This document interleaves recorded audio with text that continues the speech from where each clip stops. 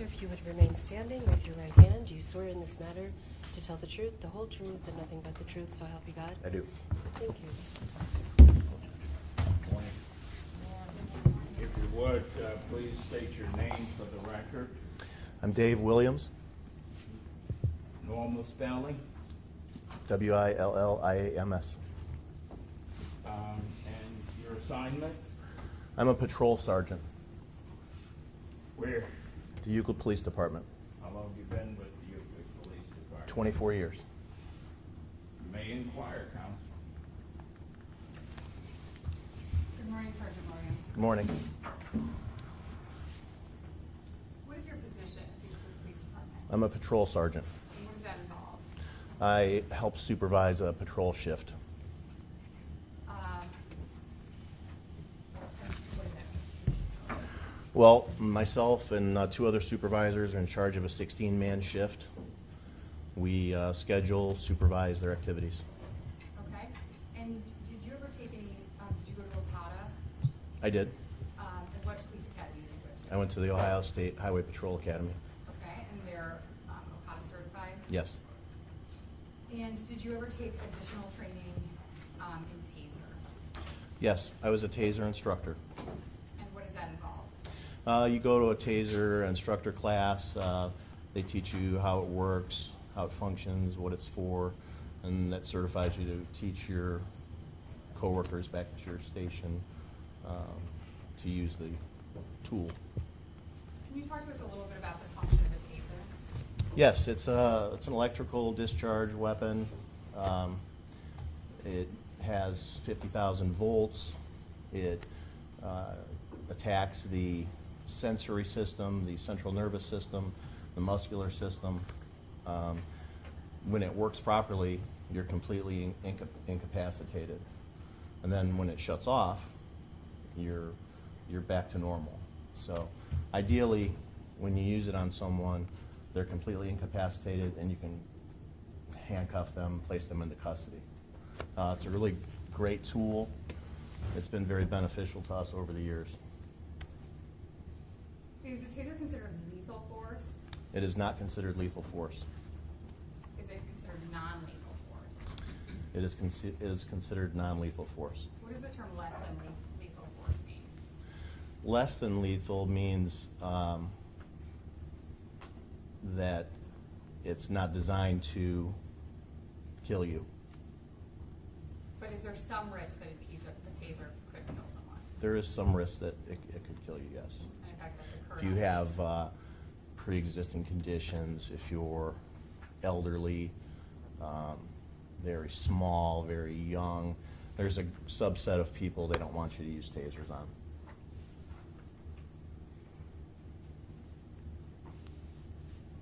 Did you train the whole department on use of taser? No, I did not train the whole department. Did you train Officer Amiott? I did not. I did not. Taser. No, an officer that no longer works for us trained Officer Amiott on Taser. But you're familiar with the training curriculum? Yes. And how are officers in Euclid trained? You sit down.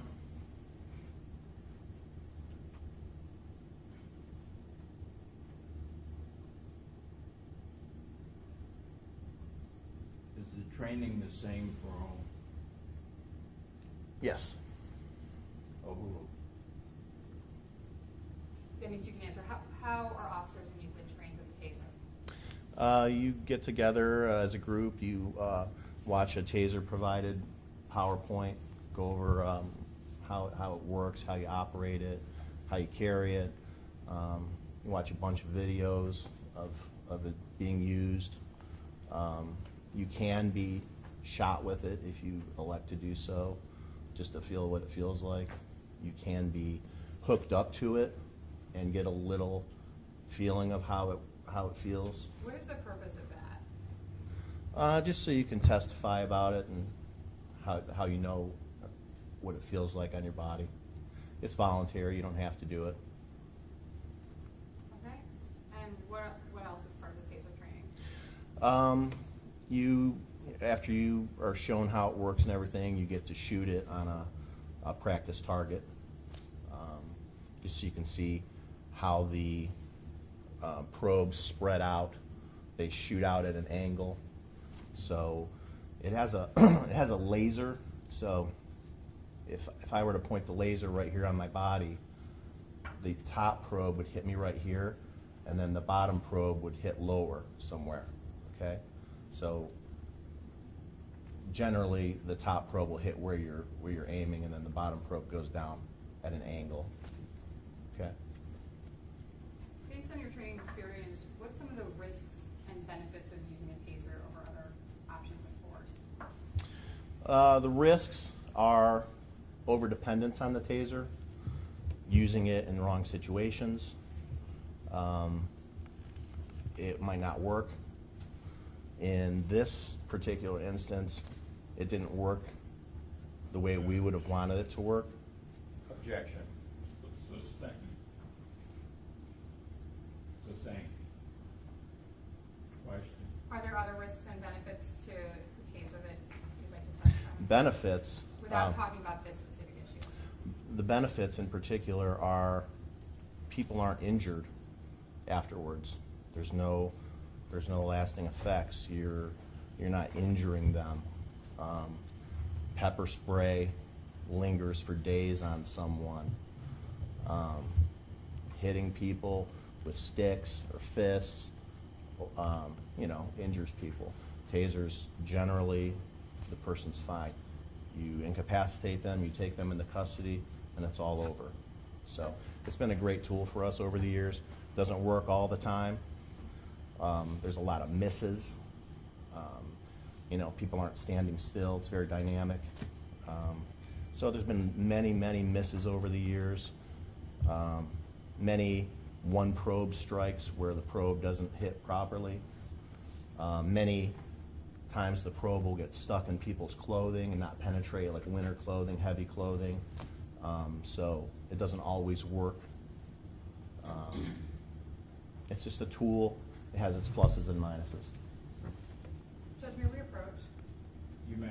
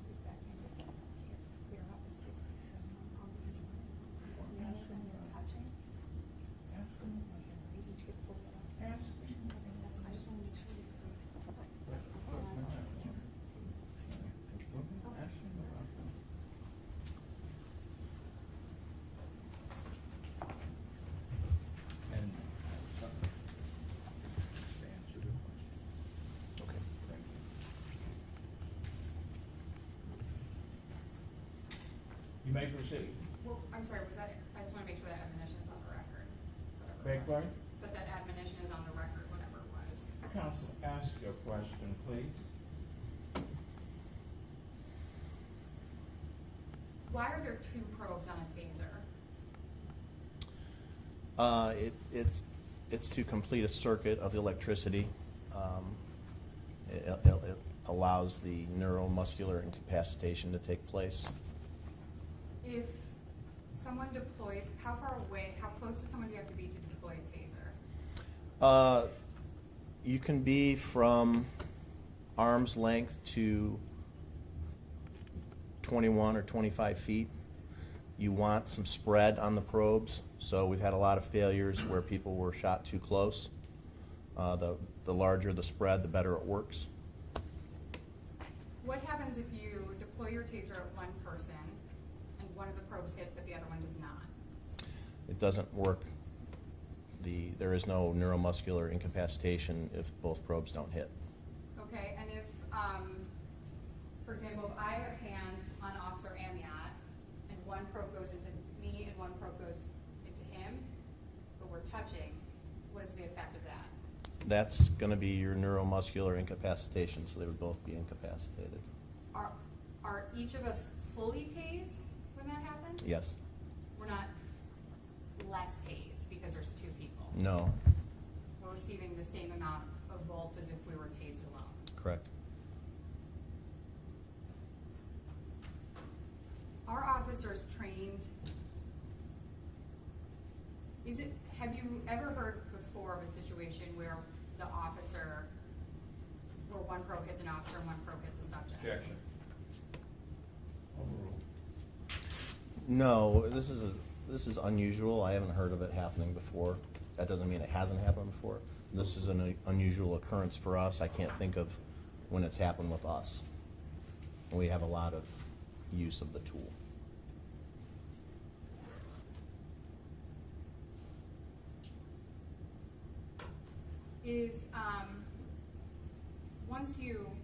Does the officer have control over how long they take someone? Yes, as long as you're holding on to the taser unit, you can hold the trigger on it down, and you can tase someone as long as you want to. If you let go of the trigger, then it does a 5-second cycle. So once you hit the trigger, you can't stop the 5-second cycle, is that correct? That's correct. Well, you can. If it's in your hand, you can shut it off. If someone were to hit the trigger and then drop the taser? Then it would go for 5 seconds. If in that situation I just asked about, if in that same situation a third person touched the 2 of us, what are the effects on them? Then they're all going to be tased. And they're all going to feel the full amount of the taser? Correct. When a taser is dropped, once it's fired, can it be fired again? Yes. How many times can each taser be deployed? Objection. There's a relevancy here, but answer the question. It can be fired at least 100 times, depending on how much is in the battery. The batteries deplete. What are some of the risks that that an officer might be aware of if a taser is loose on the pavement? Objection. Sustained. Are there risks to an uncontrolled taser that's not being held by an officer? Objection. I'm not sure why we can't get into risks of the taser. You shouldn't be saying that in front of the jury. Then may we approach? No. I'm going to let him answer the question. Answer the question, we're Any weapon, you don't want an uncontrolled weapon laying around talking on the street. about a taser. What's the Any issue taser, on a taser? you wouldn't want it being unsecured. Someone else could grab it. And could someone else deploy it? Yes, And if the barbs are already in people, they would feel the effect again? for sure. Yes.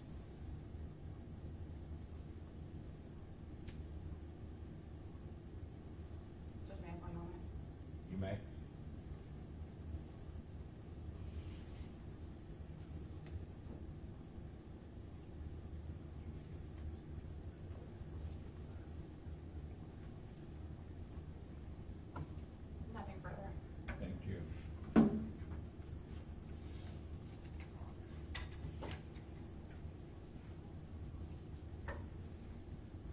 Cross-examination?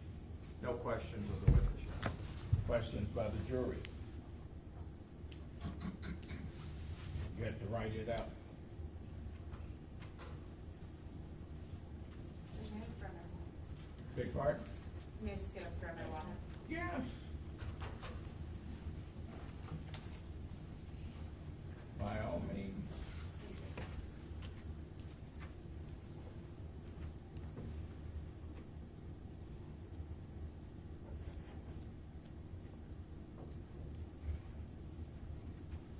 I'll just ask the question. Could a taser injure or even possibly kill a person with being tased, with maybe, say, a heart condition or what have you? For sure. That's one of the people they suggest you don't shoot with tasers. Pre-existing medical, They suggest you don't shoot. pre-existing Sir, medical you condition. can't, Oh, I'm sorry. you can't talk. Sorry, Your Honor. All right. Go ahead. Yes, you don't want to shoot people with pre-existing medical conditions. All right. Questions based on that? Is there some training as to how to assess whether someone might be a poor candidate for being tased? Someone's appearance, small, frail, elderly, extremely obese. There's a whole subset of people they suggest you don't shoot with tasers. Anything else? No question. You may step down. Thank you. Next witness, please. Officer Paul Doyle.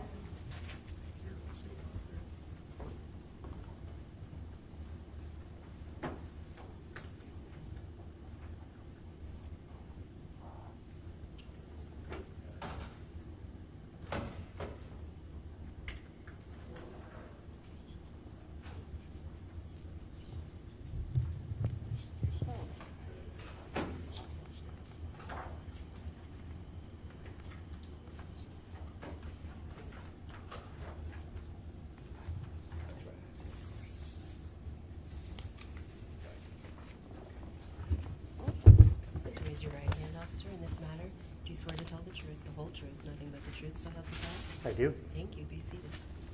If you would, please state your name for the record, spell your last name, Paul Doyle, D-O-Y-L-E.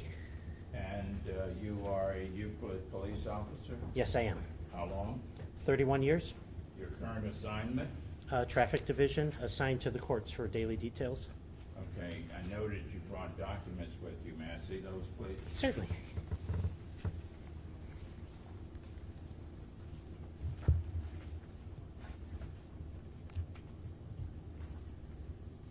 You're gonna use these in testifying here?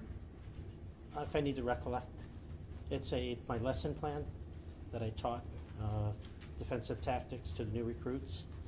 It's the policy and procedure that I shared with them during that training, and a copy of the report. Which report? This incident. This incident report? Yes. Okay. I'm gonna hold on to the incident report. I will give you back your other documents. Thank you, sir. You may inquire now. Thank you, Judge.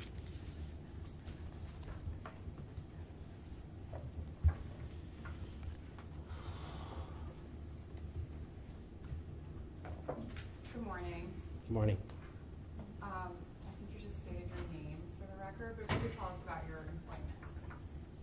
I've been a police officer with the city of Euclid for 31 years, since 1991. I was in patrol for most of that, had some special assignments for community policing for several years, and then I'm gonna interrupt you. On occasion, what is community policing? it's just community-based policing, where what we had done is organized community groups, neighborhood associations, and found out what was important in their neighborhoods and helped them achieve the goals that they wanted to achieve. Anything from police matters to community matters. We've spent times doing community gardens, community playgrounds, community libraries. We did after-school studies. We did Saturday morning matinees. We did Saturday morning bowling, just organized help. It's part of the Weed and Seed program to seed in good programs for the community. Is that designed to foster community engagement with the police department? Yes, And improve community life in Euclid? yes. And how long has Euclid Police Department had programs like that? Your Honor, objection to these kind of programs.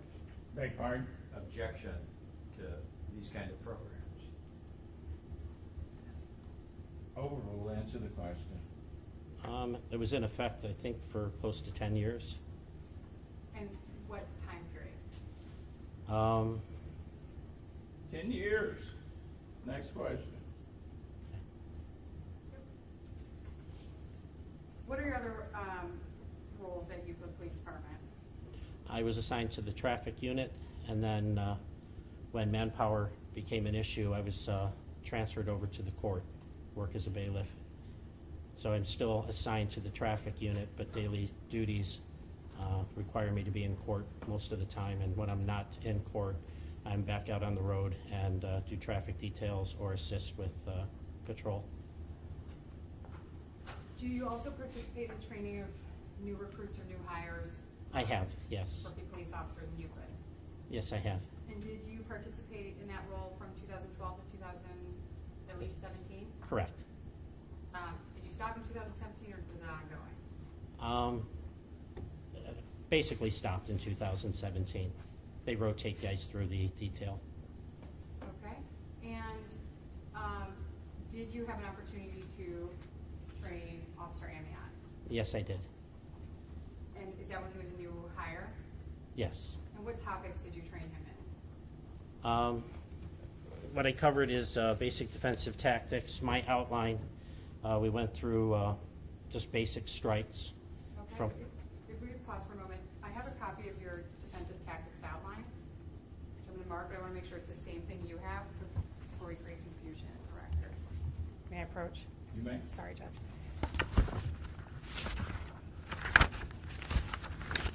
Yeah, this is the 2014, I think 2017. Some of the first page got deleted, but it's the same outline for both. I think we have the same document. Yes. Same notes. I'm going to mark as Defense Exhibit 12.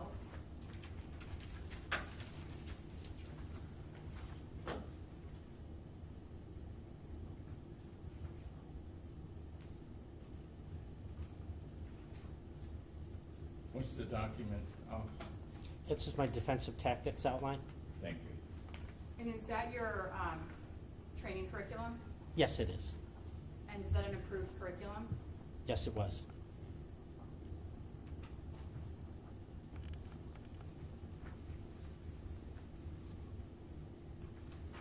While he's looking at that, are you familiar with the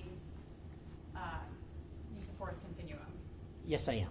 Is this training curriculum in line with that use of force continuum? Yes, it is. It's actually the last page of the outline. Do you have a copy of this for me? You should have a copy of it. It's part of the training materials for you. You didn't give me a copy of this. It's the state document. I'm just saying, you have to provide me a copy. You guys have an extra copy. Okay. I didn't prepare your copies for your trial, I'm sorry. Question? Question? I'm just waiting to my document back.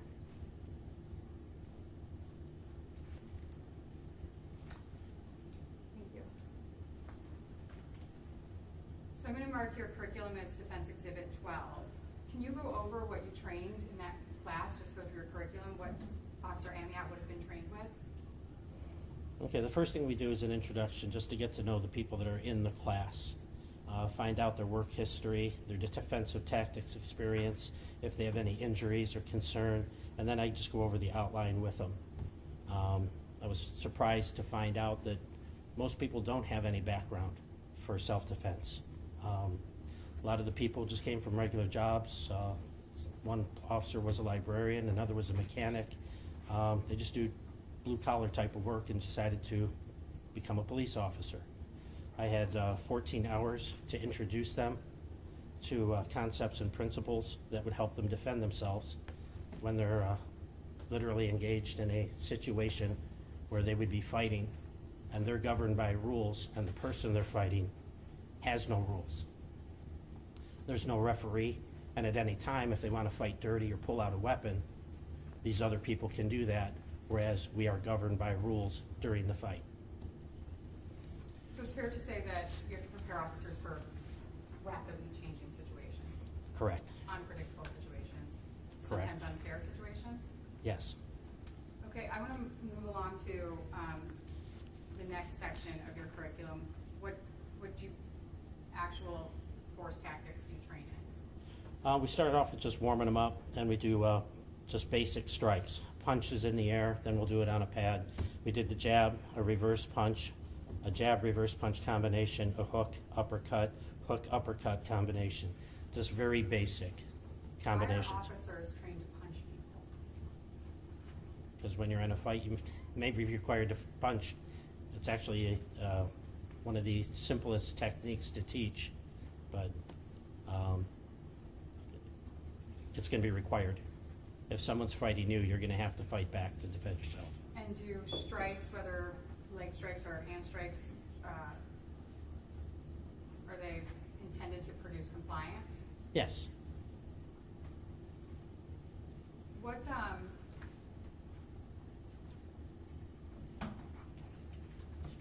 how do you train officers to strike? I see punches, elbow strikes, and knee strikes here. Yeah, we continue on with elbow strikes, knee strikes, and kicks.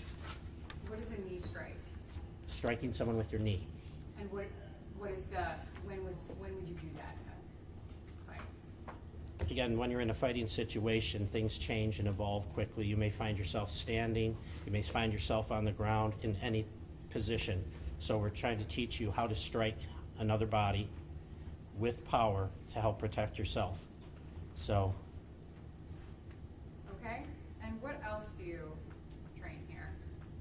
I see we go to blocks. okay. Yes, we started out with all the strikes, and then we went to blocks. Again, in a fighting situation, you learn how to defend yourself to keep from getting hit or to minimize the damage when you are hit. So we just went over basic blocks. Again, on here it's going to be up, down, inward, and outward. Again, just to protect the perimeter of your body. Okay.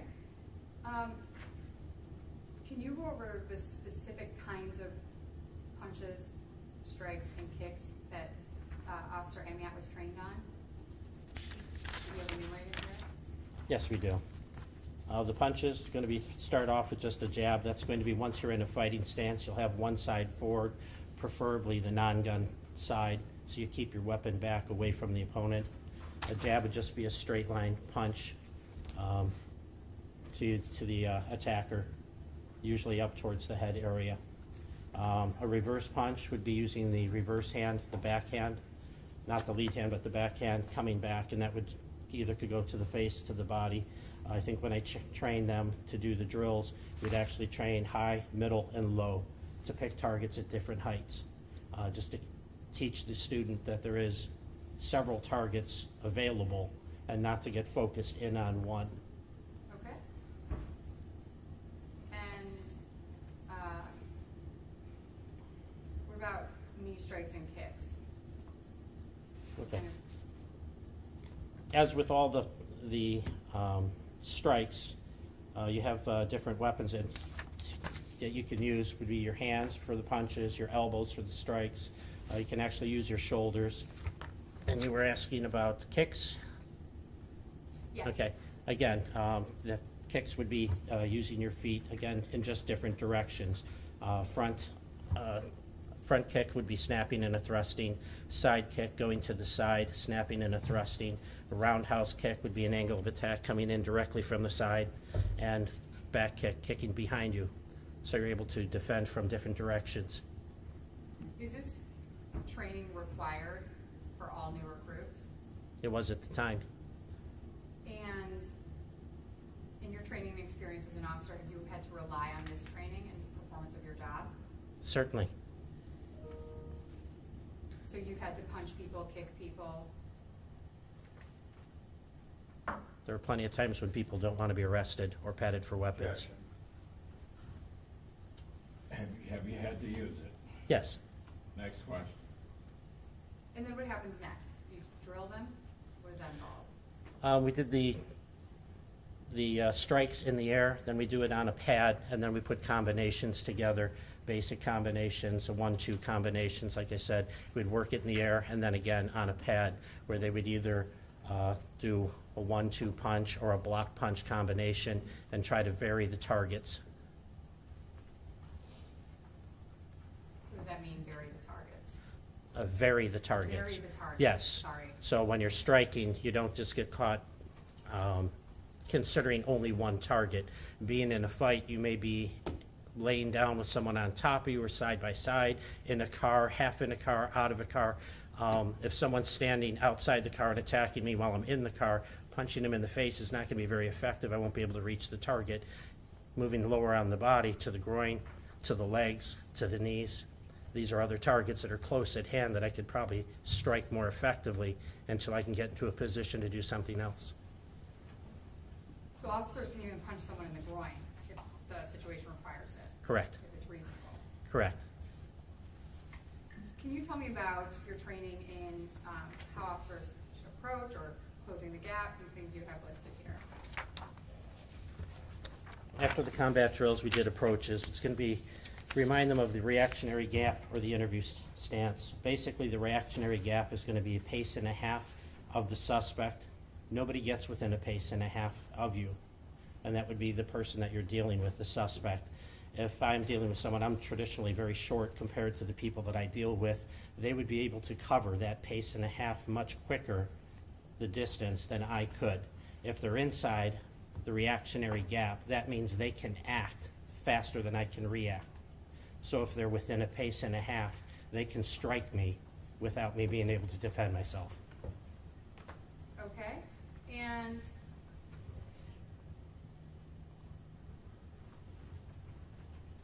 how do you train on closing the gap or conduct inside the gap?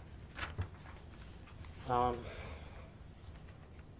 with the reactionary gap, we covered just the distance and then approaching from the angles instead of directly in front and directly behind, working on the angles to minimize, or what I would say, check their weapons. In closing the gap, what I had them do is, it's called an in-place check. As you talk with your hands up. Keep your hands in front of you. It doesn't matter if I'm talking with my hands this way or actively engaged in a fight like this, my hands are up to protect myself. So I've taught them to keep an in-place check up near your chest to help protect your face, and that as I close that distance, that's a time when he can strike you before you have a chance to react. So I'm going to keep this in place so if something should come, I can deflect it away while I go in, and I'm targeting his elbow, the lead elbow. With that, I can grab the arm and spin his body, blade him away from me, and by touching that, it prevents this arm from coming back at me, and it makes an uncomplimentary angle where if he tries to reach me with the other arm, I can continue to push in, and it makes it where he won't have a lot of force as he tries to reach or strike me. So is that exactly how an officer is trained to? That's how I train them, yes.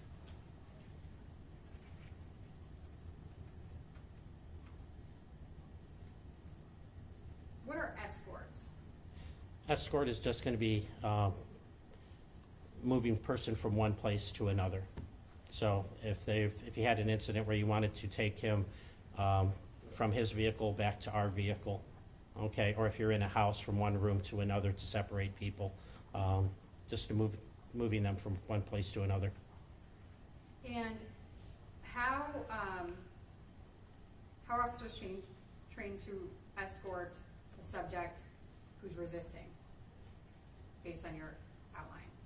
Okay. Ideally, all this is done without resistance. We'd like to get compliance or cooperation. Does that always happen? No, it doesn't. We try to teach them the techniques to help protect themselves if the person becomes combative, and to still accomplish the goal. But ideally, it's done with no resistance.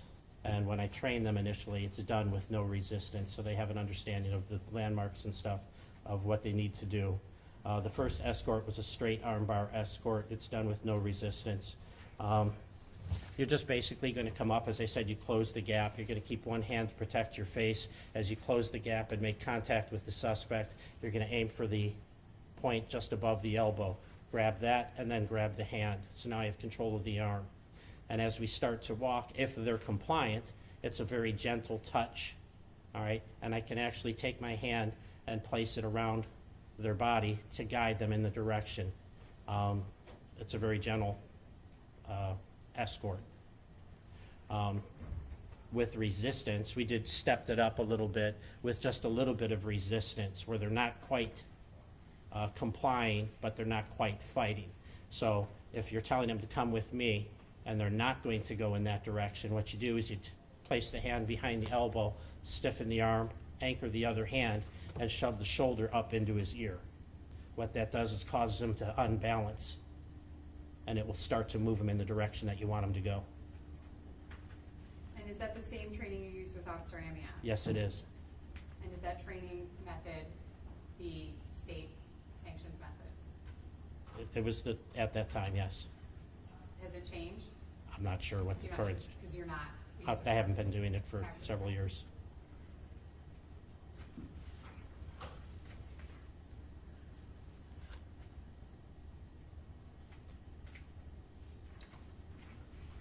We have some, it looks like, moving on, the next section is falls.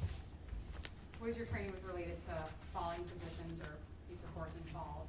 Actually, as you go through the escorts, it does just a couple different options with the escorts. Pushing them in one direction, pulling them back, push, pull, and then just sinking the weight down to buckle his base. They did come-alongs. What does sinking the weight down to buckle his base mean? Again, it's just going to unbalance him while you're attempting to move him. If I were attempting to move someone that's much taller than me, I would have a tough time working high, so it gives you an option of working lower. So I would hit the hip and buckle his hips down, bringing him down to a height, but it would also unbalance him so I could move him in the direction that I need to get him going. What is a balance? Do you train in balance? I might be skipping ahead. Balance displacements? Well, Is that a balance displacement? yes.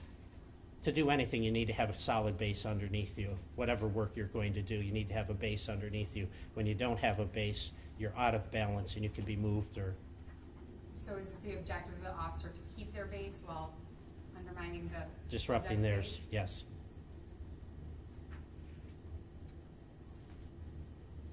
And what are some of the balance displacement techniques you train in? Well, like I said, with this, the escorts were very low level, with no resistance or very low level resistance. And that was, like I said, the push was where we pushed the shoulder up into the ear and it would actually tip them away from you. If they tried to regain and go and to fight that or resist that, then you could actually sink your weight and pull them back the other direction, getting them to move in this direction. So once they're off balance, you can redirect them where you want them. The other one, like I said, here in the outline is pressing on the hip. So if he's rigid up top and fighting with his arms, chances are you will have an opportunity to do something in another area of his body to take his mind off what he's doing. So in this instance, the recommendation is to hit the hip and drop him down to buckle his base a little bit, to get him off balance, to move him in the direction you want him. Would you expect that if you perform these techniques, based on your experience, that if you perform these techniques and someone's not resisting, they would go down right where they are? Objection. Overruled. Answer the question. Okay, all right. You remember the question? Yes. Answer the question. These are actually imbalance, so you're not going to, the purpose isn't to drop them to the ground. It's not a takedown just yet. You're just unbalancing them so you can redirect them in a direction you want them to go. Okay. So if they're stationary and you want them to move, you're unbalancing them to get them to move, and once they start to move, you redirect them where you want them to go. Okay, so I think I may be confusing the idea of balance displacement between and a takedown. Yes. Okay. And now can we move along to, or was that like falls? Yeah, the falls. Okay. Basically, when you're in a fight, your chances are it's going to go to the ground. And a lot of times people can get hurt hitting the ground.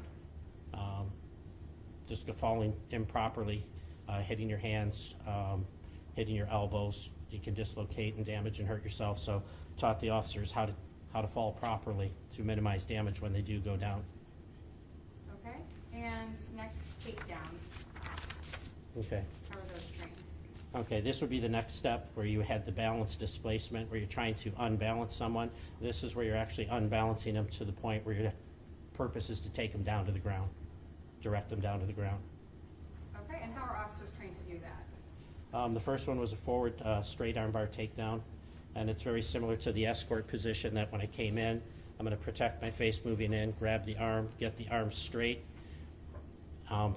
If I go to escort them or move them, and they resist and start to fight or prevent me from moving them, then what I would do is use my hand, my forearm, or I can even use my shoulder, but I'm going to press it against the back of their arm, start to roll it forward, bend them over, imbalancing them, and drive them down towards the ground.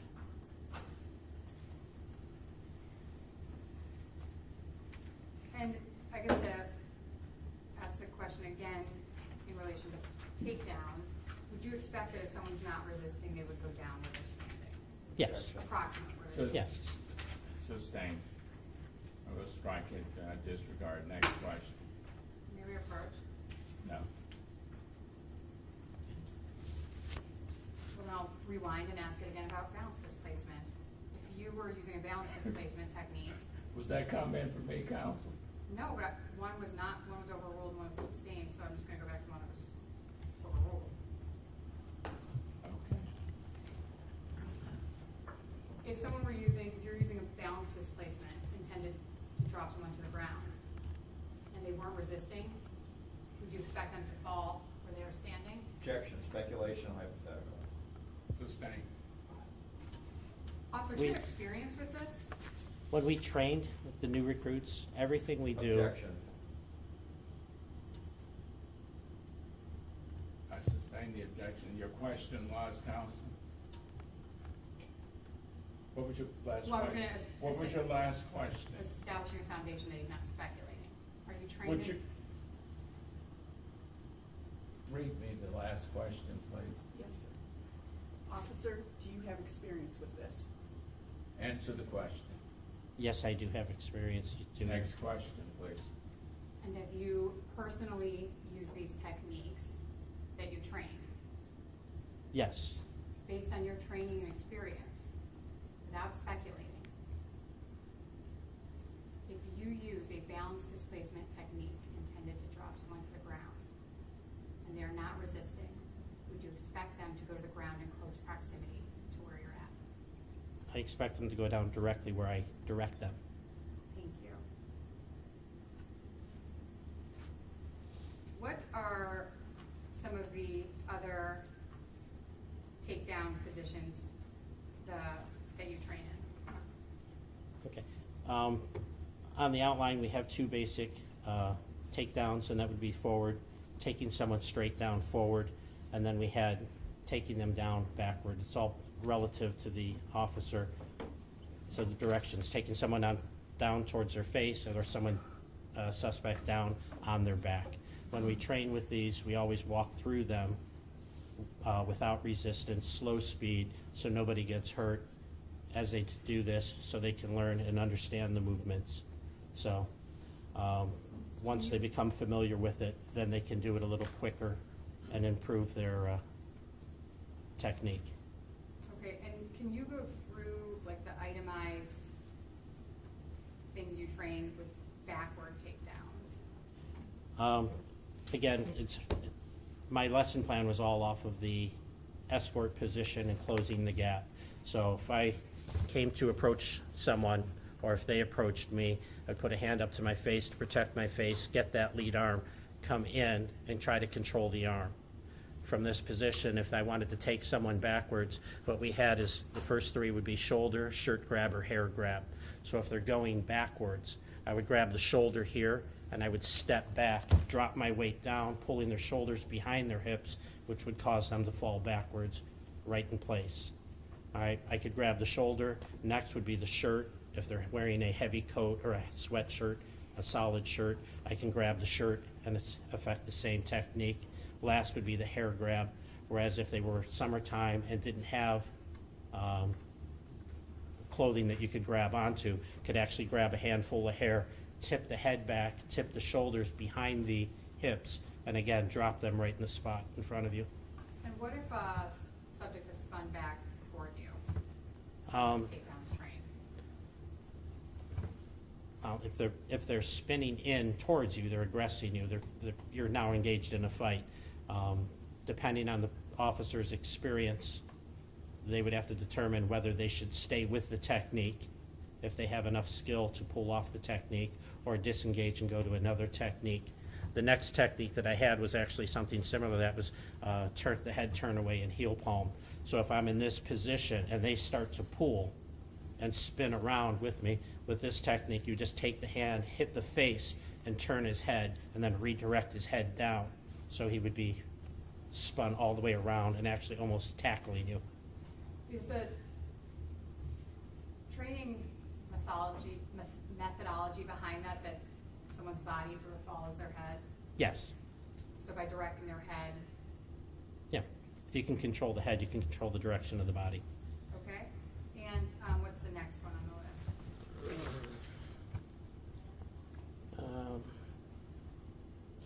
The next one is to turn head away with the mandible, your jaw being the mandible. The first couple were pulling the person backwards. The second one was pushing him away. The third one is coming all the way around up underneath his head here. So to the lay person, it would look like a choke or whatever. We're not going for the neck. What you want to do is hook the angle of the jaw here. All right, you want to keep your hands away from the mouth so you don't get bit. So you slide up underneath, turn the head sideways. Once the head's turned sideways, you can start to corkscrew it or turn it around. As long as the head's in line with the body, they have some strength. When you turn it sideways, people are much weaker. They're fighting their own muscles.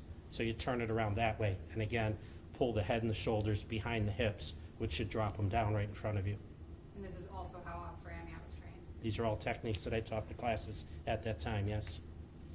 What is D, the seatbelt? Similar situation, again, all of them stemming from the basic position of being in the control of the arm. If they're not complying and they start to turn to fight, this would be just take the arm up over the top like a seat belt coming across the body, and you would strike down on the shoulder, across the chest like that, and unbalance them by pulling, again, the head and the shoulders behind the hips and dropping them to the ground. Okay, and the E? The forearms clothesline. Again, if I have them in this position and they're moving forward to get away from me or to spin around in front, that would be just to turn basically into them, come with the forearm as a clothesline, strike at them in the upper chest or in the jaw area. The goal is to tip the head and the shoulders back behind the hips and drop them to the ground. Okay, and last, I think it's F. It's going to be Arm Bar Takedown. Let's see here. From straight arm bar. Okay, from the escort position, again, would be from the straight arm bar, what we looked at in the beginning. You would apply pressure behind the elbow to force them forward. Now they're bending the arm, resisting you, pulling the arm back. So you start to lose that position. And again, this would be to just graft right into the next technique, is to pull the arm up, buckle it, go with the bend in the arm, and take them backwards. So as they're trying to fight and pull back like this, you, instead of trying to fight them and go forward, you reverse direction and use their momentum to take them backwards. Thank you, and what's the next subject you train on? Wrist locks. Again, just basic inward and outward wrist locks. And next? Rolling suspect over to cuffing position. Why is this important? Well, if you're fighting and they land on their face, they're already face down, you need to get the arms behind the back. But if they land on their back, they have all their weapons facing you to fight you. They have two hands, two elbows, they have knees, they've got feet. They have their fingers to gouge, claw, they can bite. So what you need to do is to flip them over to get them into cuffing position, but you want to do that with minimizing risk to yourself. If someone's on their back and not giving their hands up to be cuffed, why do you assume that their hands or feet are weapons Objection. based on your training experience?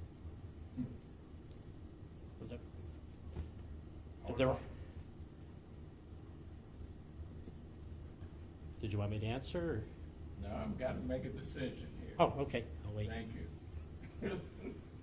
You may overrule, answer the question. On any person's body, they have 11 weapons. They have their hands, their elbows, their shoulders, their knees, their feet, their head, and then you have tiny weapons, smaller weapons. Minor weapons would be the hands, the fingertips for scratching, pinching, teeth for biting. So it's just anybody that wants to hurt you, they have several ways to hurt you, and these are the basic weapons that they have. Did you train officers that you taught to anticipate the risk of these bodily weapons on subjects? Certainly. Why is it important in training? Okay. Objection. Sustained, that can hurt you. Next question.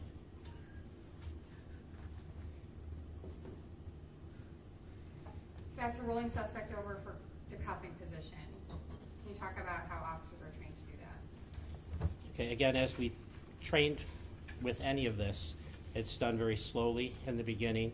You walk through it, explain the moves, and then as they get more familiar with it, you start to increase the speed and just slight resistance with it. But if someone's over on their back, what I taught them to do is to lift the arm to check the weapons. So we're starting with the escort position where I have control of an arm, that I can at least get in and get a hand on an arm. Whether they went forward or in this case backwards, I'm hoping that they maintain control of at least one arm, maintain body contact. If not, and they're going to close the gap, then come in at an angle and to regain control of an arm, all right? If they're reaching up or trying to strike you, to try to grasp that arm. Once you have the arm, the first thing that they're going to want to do is to yank up hard on that arm. Initially, I told them that they want to check when someone's standing, you check their weapons by pushing on the elbow. When they're laying on their back, when you pull up on the arm this way, it blades their body away, and again, essentially locks this arm out so he can't attack you with it. By turning sideways slightly, it checks the other weapons because he doesn't have a good angle to strike you. He may be able to hit you, but hopefully it would minimize the force and the damage caused by that strike. Number two on that would be apply pressure to the back of the elbow to check the weapons, and that's the purpose, again, to turn the body away. You're going to pull up on the arm hard. As you start to roll them over, you want to get them past perpendicular. If you're short, and if you stop short, and he's not quite perpendicular, he can go back and continue to fight. If you get him up at least perpendicular and beyond, you're at a tipping point, and you have a fairly good chance of rolling him over on his belly. And again, with face down, it checks his weapons. Okay, and what are the purpose of verbal commands? It's to keep letting him know what you want done. You're trying to talk him through it. Ideally, you want compliance. If the best fight is the fight you never have to have. If I ask you to turn around, put your hands behind your back, and you do that willingly, then there's no fight. That's the easiest way to do it. If you're trying to tell someone you want something done, then you use verbal commands to let them know. Once they start physically resisting, then you're going to have to go to physical, but we still try to use verbal commands that if they're absorbing information, they know what you want done. Based on your training program, if you tell someone to roll over and they don't, is that viewed as resistance? Well, they're not compliant. So it's, I guess, Yes. non-compliance versus Yes. resistance? Yes. What is the difference? Either you're going to help and assist with your own arrest, or you're going to hinder that. For me, there's very little difference, but I guess for the person involved, their activity level. So, Okay. And you have a section here under cuffing the suspect called positions, control versus comfort. Can you tell us about that?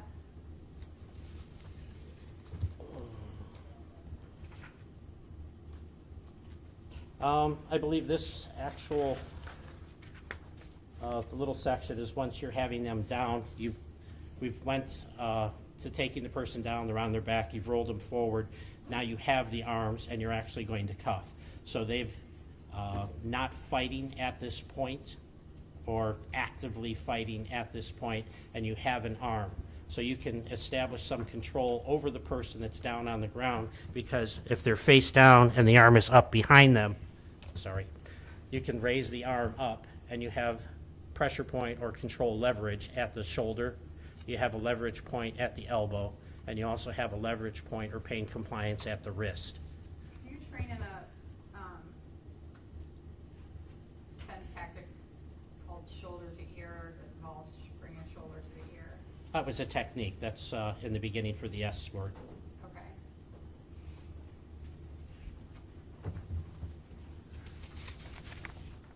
Moving along to how is someone trained if they've got a suspect rolled over but are in the process of cuffing them? What was your training on that issue like? So Okay. if there's still, someone's rolled over, but they're still getting resistance to pull those arms up, or they're unable to pull the arms up. If they're face down on the ground and pulling their arms in, all right, you're going to have to get the arms out in order to handcuff them. We cuff behind the back. And All right, what are it's- the techniques you would train an officer to use to get the arms out? You can try to reach in and grab a hand, or better yet, a finger. If you can separate a finger from the hand and then redirect the hand by prying back on the fingers to move the hand in a direction that you want it to go behind the back. And other techniques? Again, you can work your way up the arm, but the further up the arm, the stronger the person's going to be. So you can try to work a arm or a baton in by the elbow and use both arms to pull it out. If they're not compliant at all and holding tight, you do strikes. Give him something else to think about, take his mind off the fight, and if while he's concentrating on the pain or the discomfort somewhere else, you're able to get the hand that you want and direct it where you want it to go. Okay, and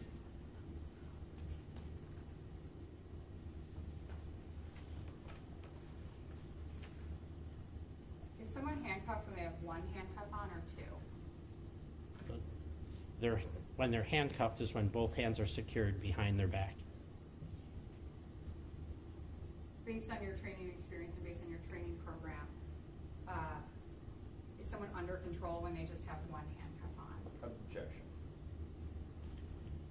Overruled. You can answer. Okay. No, actually, that's a really dangerous situation. It's like giving them a weapon. Once a handcuff is on, now they have the Objection. other handcuff that's... Sustained and answered. Next question. Why is that a uniquely dangerous situation for officers? They have a piece of metal in their hand, whether it's in their hand or whether it's attached to their wrist. Now you have an arm that's flailing around with a piece of metal attached to it that can hurt you or somebody else. Do you train officers about that risk? Yes. And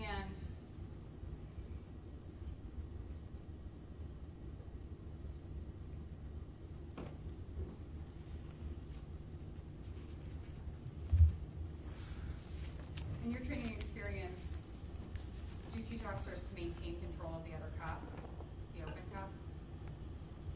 Yes. Actually, we have two different types of cuffs, chain cuffs and hinge cuffs. I actually tell them I prefer the hinge cuffs because once you get a cuff on, you have a little more control. Whereas with the chain cuffs, because it's chain and it's pliable, they can actually, even with two hands cuffed, can trap your fingers in it and injure you. I think it's maybe self-explanatory, the chain cuffs, can you just describe the difference Objection. Sustained. between handcuffs? Irrelevant. You move on. Irrelevant. Does the kind of handcuffs you use affect the choices you make when using force? Do they pose different risks to officers? You're able to do different things with the different cuffs. A hinged cuff is What attached. type cuff did you have when you were training? We had both. Which ones did you train them on? Both. Answer the question. Okay. just the benefit or the hazards of each. A hinge cuff has 2 hinges and the cuffs don't twist side to side. All right, so as you grab that, I can have a little more leverage in my hand and control bringing back the arm behind the back. Whereas if it's just a chain in between, I can grab the other cuff, but he's free to move and wrap and do whatever he wants. So with that, you can get your fingers wrapped up in the chain, so, and injured. Okay, and then the officer, how are they trained to secure the other hand with just one hand free? So they're holding the cuff and they have to get the other arm. How are they trained to do that? Well, actually, if you have one hand in a cuff and you brought it back behind their back, hopefully at that point, the suspect has given up, and he will, the general practice is have them bring it back to you. You're going to control that hand and control his body and call for the other hand to come back. In your, oh, sorry. If he doesn't, then you use pain compliance to get that. In your training experience, you said usually they've given up by then. Yes. Is it your training experience that even where you've had subjects resisting, by the time you get one cuff, they have given up and will give you the other arm? Objection.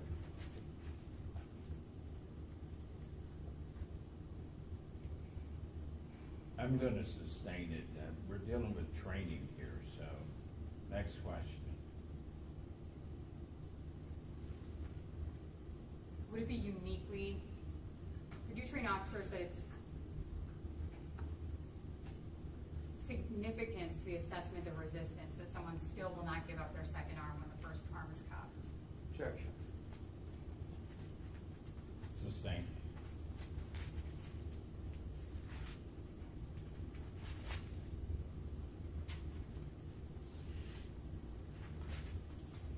If someone is in any way impeding your ability to cuff their second arm, is that resistance?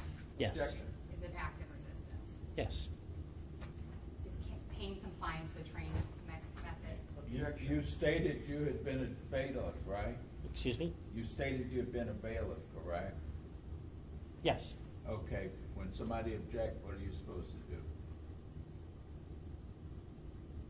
Wait, Okay. right? Yes, sir. Overrule.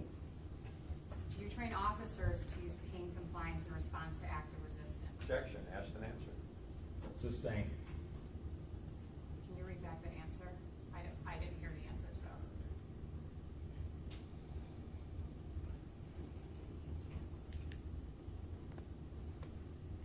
I'm sorry. What was your answer to that previously? Can you repeat the question? Okay. I agree. Do you have it? I'm not sure which one you're asking. Okay. There was no answer. Can you just read back the last question? I don't want to phrase the question wrong. You can just read it back again. Sorry.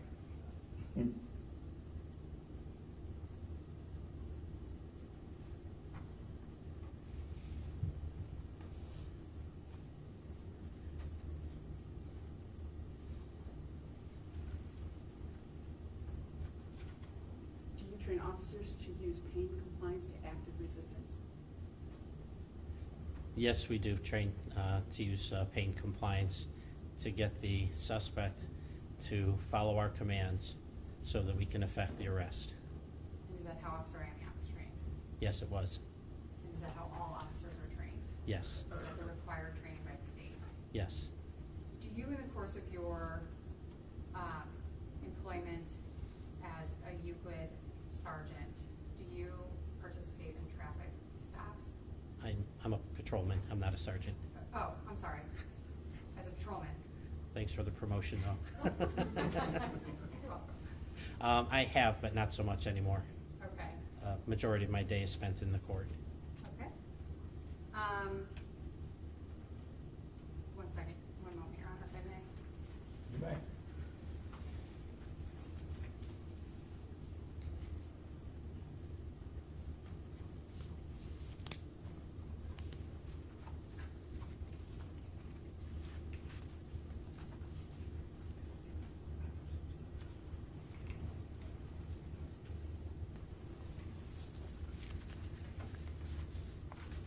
Officer, is your,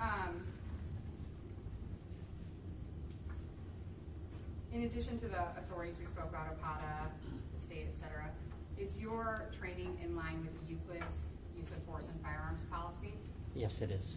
And have you reviewed that policy to make sure that your training is in compliance with it? Yes. And are you familiar with that policy? Yes, I have it here.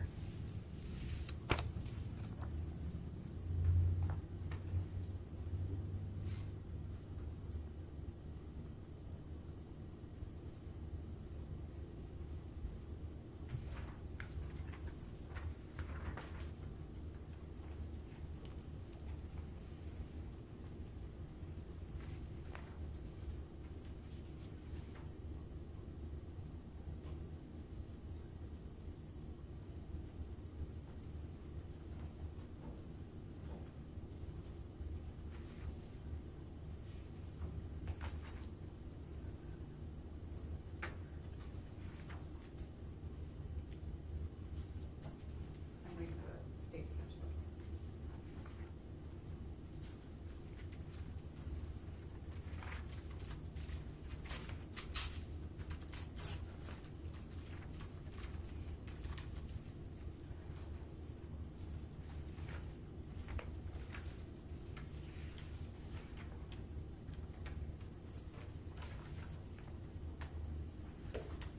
Did you say you have it with you there? Yes, I do.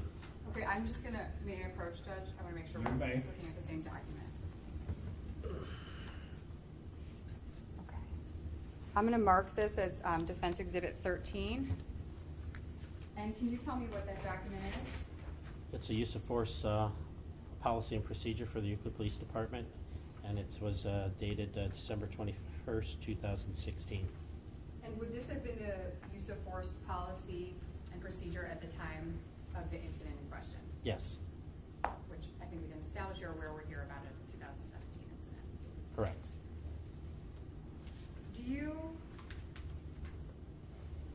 What is the policy for Euclid police officers using force? If I could direct your attention to Section 2, use of force, subsection D on page 74.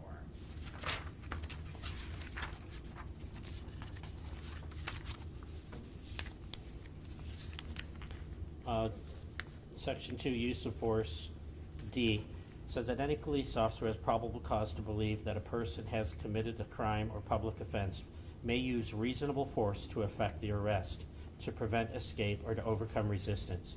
When an officer makes or attempts to make an arrest, he or she need not retreat or desist from their efforts by reason of resistance or threatened resistance by the person being arrested.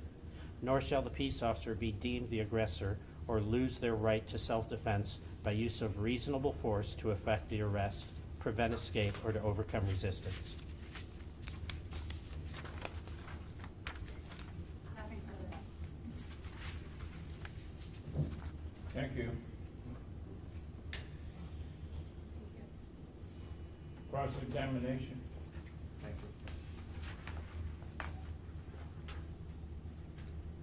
you. Good morning, Officer Dog. Good day, sir. Officer, you indicated that you've been on the Euclid Police Department, I think 31 years, correct? Yes, sir. What about before that? Where were you a police officer? I wasn't. Okay, so your whole career has been in Euclid? Yes, that's Okay. correct, sir.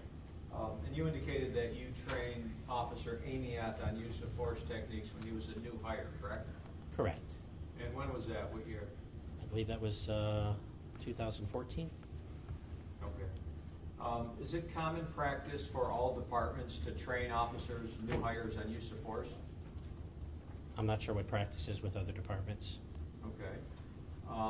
You indicated that you train all new hires because I think you said that you don't know the background of the person, right?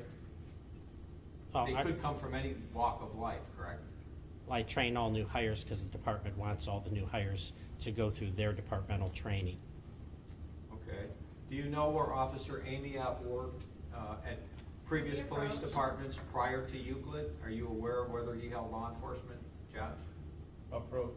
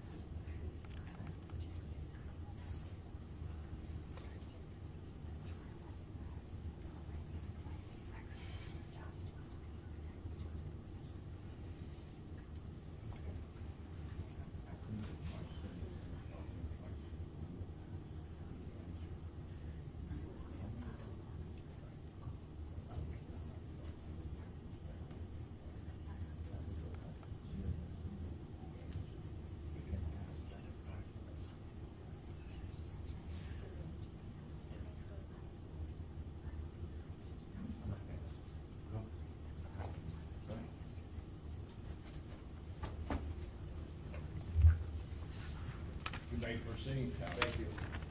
So Officer Doyle, are you aware of prior law enforcement experience that Officer Amiott had prior to coming to Euclid Police Department?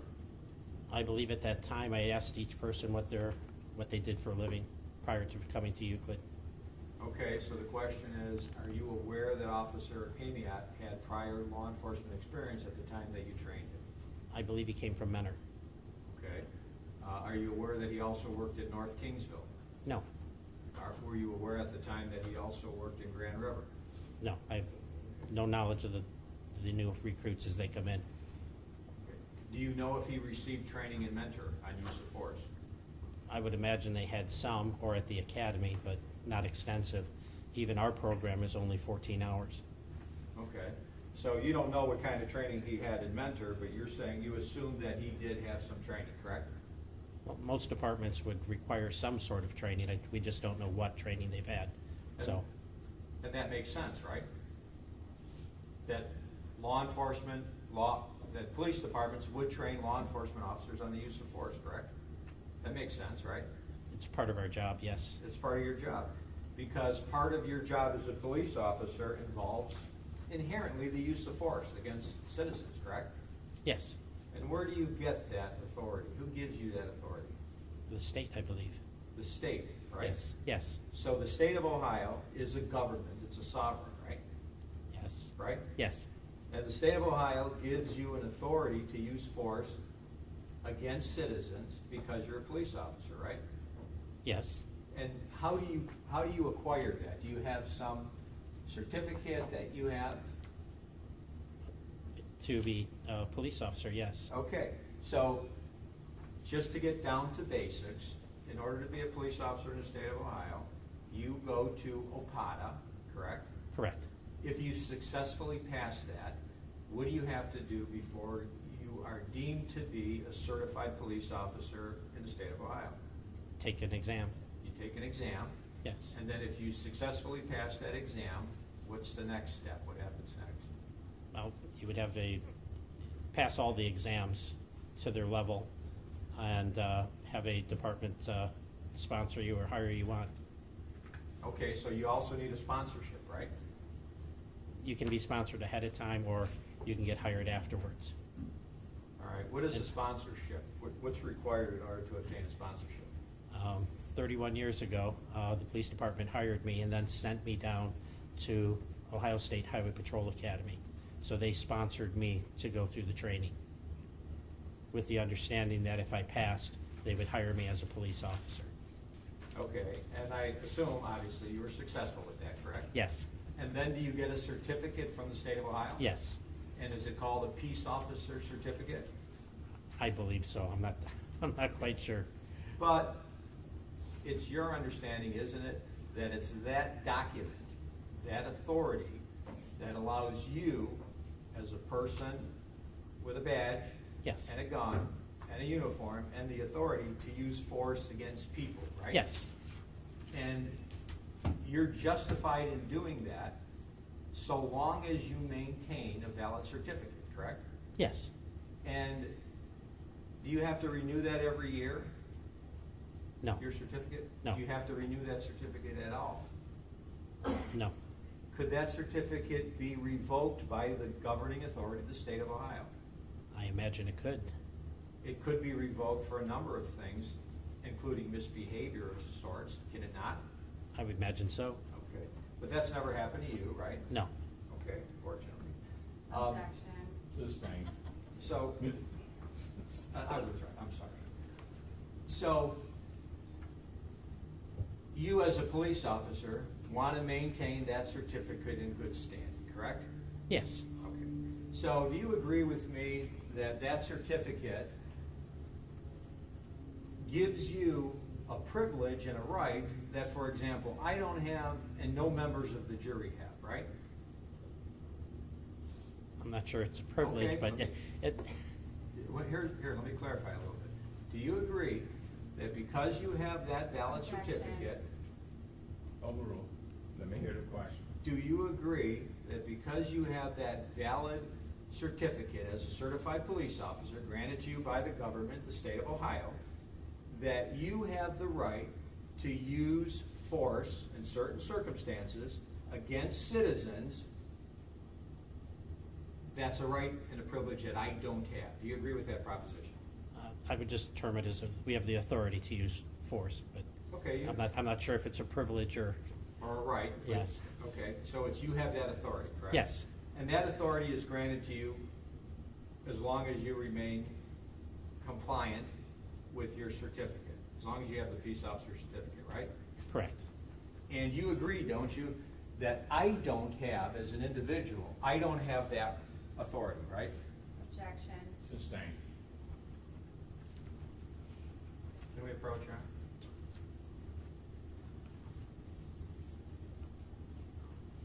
Approach.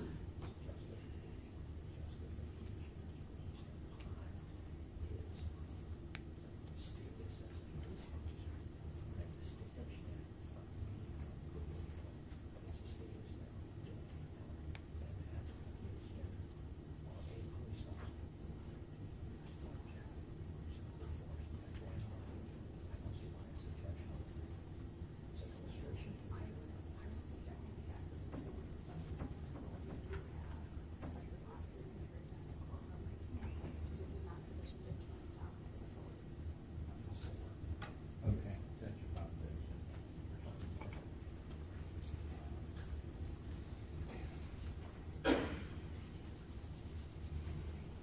So, officer, quite simply, do you agree with the proposition that because you're a law enforcement officer and you have the authority, as you put it, to use force in certain circumstances, do you recognize that that's an authority different than I have? Does that make sense? Do you recognize that? I believe the authority difference is for misdemeanors, as I believe any citizen can arrest for felonies if they choose to do so, but I'm not talking about arrest for felonies. I'm talking about, well, let me put it this way.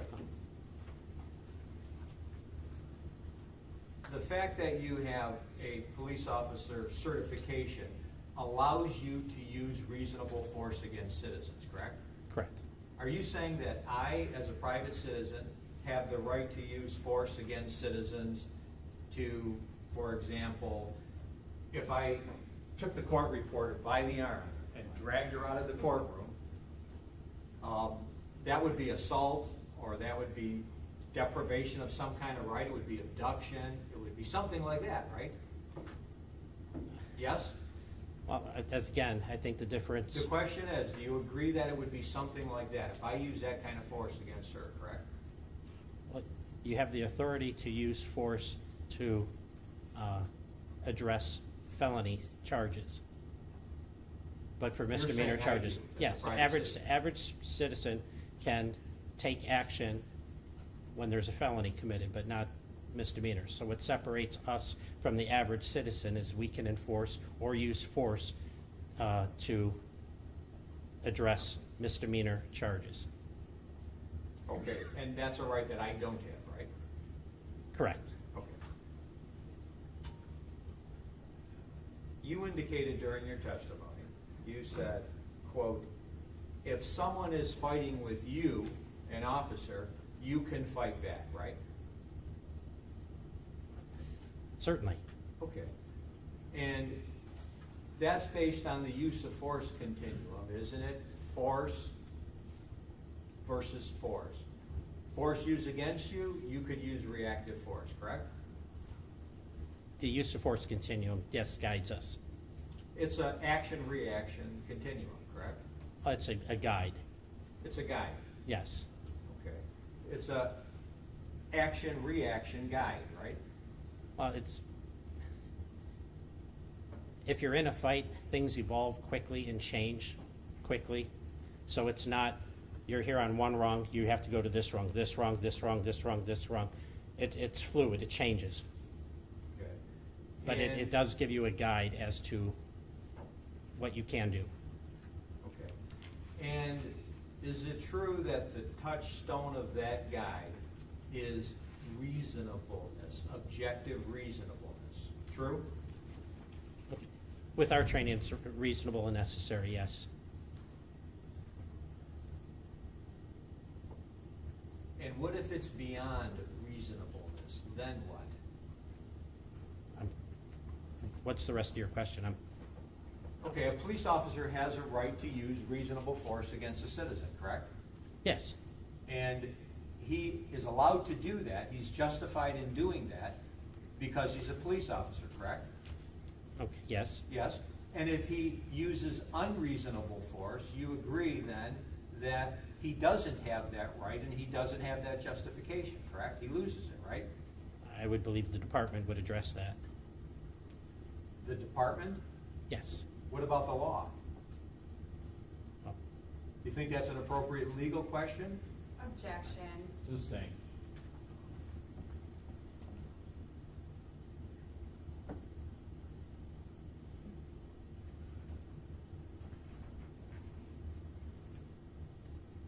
Were you present during any of the events on August 12, 2017 that involved Officer Amiott, Officer Gilmer, Officer Ferrito, Officer Pavkov, and Richard Hubbard and Yolomar Karagawa? no, I was not there. Thank you. Read it right.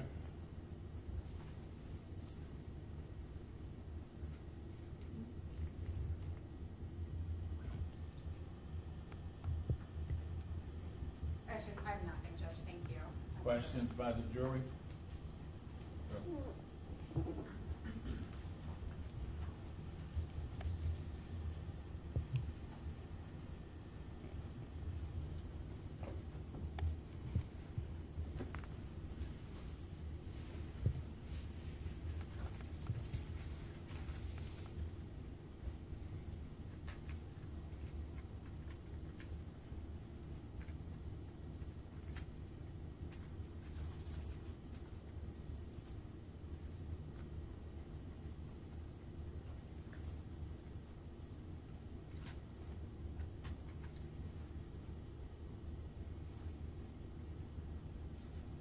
Officer, when using spinning or hip displacement and chin to ear movement, does it cause pain to the person being pinned down?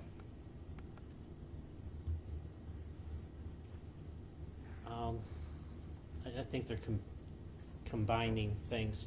Does any of those cause pain when they're being used? The balance displacement is for low-level resistance. You're having someone that's refusing to move or doesn't want to My move. question again, does it cause pain? The actual displacement should not cause pain. What about the chin to ear movement? Does it cause pain? It would be uncomfortable, I guess, but I don't think it would go to the level of pain. You're just raising their shoulder up to their own ear, and it pushes them off balance. The purpose of those techniques is to unbalance someone, to direct them. And again, this is for low-level resistance. Is it unreasonable for a person to still be moving about due to when they're in pain? Objection.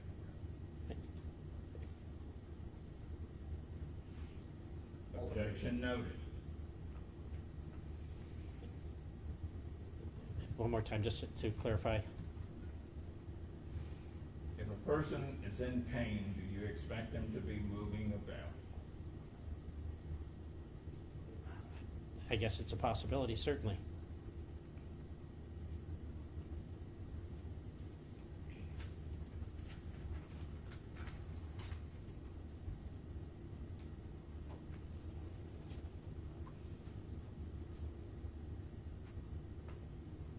Are officers trained to strike in order to get someone handcuffed while the suspect is laying on their stomach?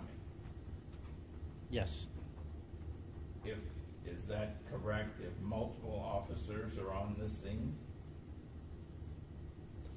Striking is a form of pain compliance, and Is that appropriate if multiple officers are on the scene? Yes. Objection. Just noted. You may object. Go ahead. yes, it is appropriate. All right.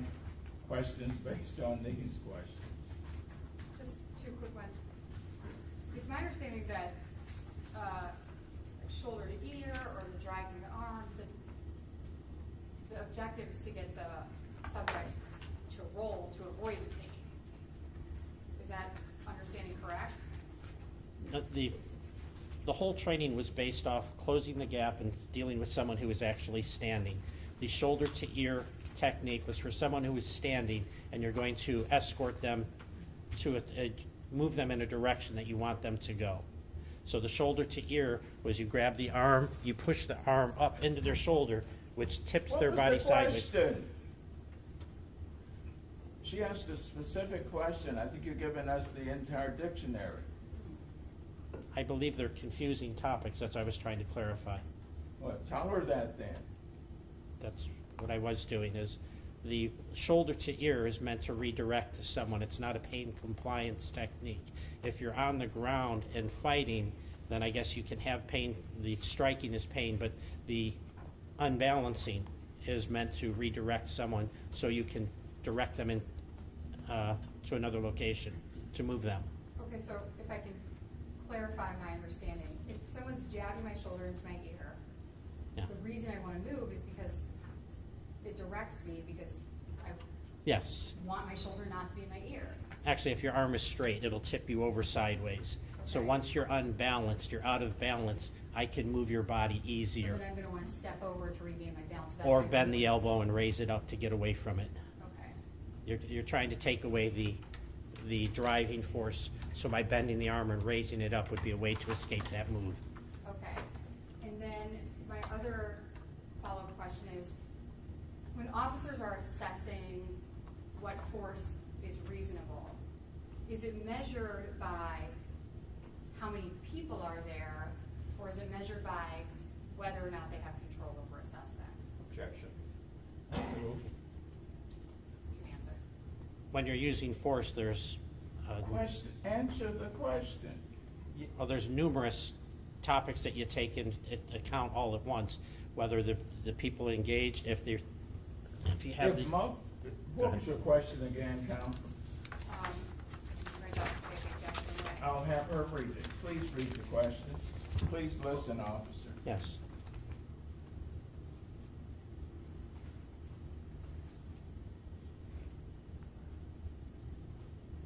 My follow-up question is, when officers are assessing what force is reasonable, is it measured by how many people are there, or is it measured by whether or not they have control over the suspect? Is it measured by control or the number of people? That's the question.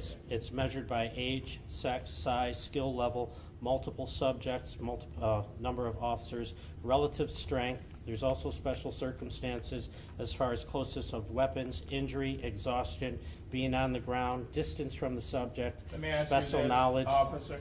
Let me ask you this. What were the two options she gave you? If it's, I guess, to clarify. No, I asked him a question.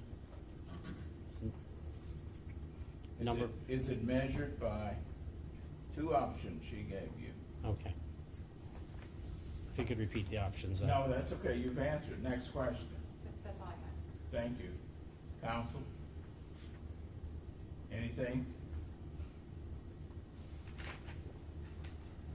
Officer, is it true that the people who are in the best position to gauge the reasonableness of the force that is proposed to be used are the officers on the scene or the officer that's involved in the struggle?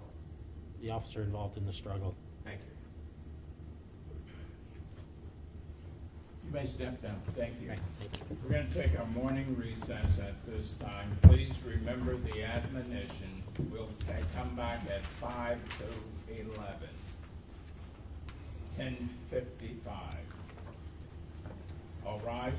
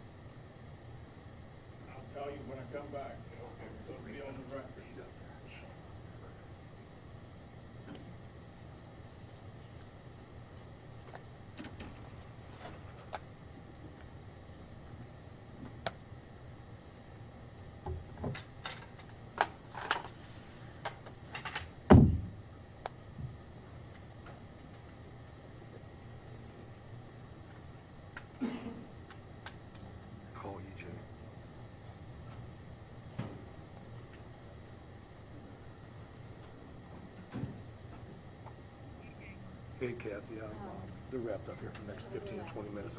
I think Greg's coming. I thought I saw him out in the hallway, but I'm not sure. So, all right, bye, Kathy. So I'm done. Just take me down.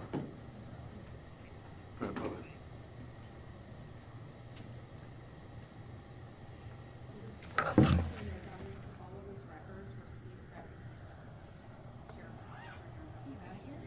Yeah, thank God. I'm off at 11 o'clock every day, but sometimes I get off and don't. I think Craig was out there. It's been a pretty uneventful day, really. Yeah, that's right. They'll, you know, they're like, No, yeah, there was so much spot news. I mean, I read Vilhaber's tweet. Vilhaber's all over Canton, Cleveland, Canton. oh yeah, I saw that too. I know. Here, lift my back. I was just saying, I think it was hers. It's great out there today. You got you thinking, huh?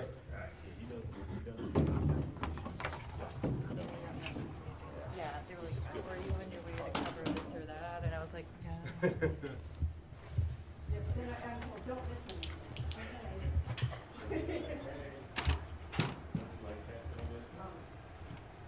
What's up, brother, man? Hey, Matt. So, they had two witnesses today. One was just a Taser expert, the other was a use of force expert. Okay. They got another guy getting ready to come, just a use of force. You get that card I put on your desk? Yes, thank you. Do you want this one again today? You know, no, because if they're going Craig, sorry, buddy. if they're going till 5 o'clock, I can't do nothing. Exactly. You know? There was so much news last night. We're getting ready to leave and cover his Tinder that shot here in town. Some kid was sleeping and shot. When was that? Last night. Yeah, About 5 o'clock. that's what it covered. About 5 o'clock, yes, some old Tinder was sleeping and shot.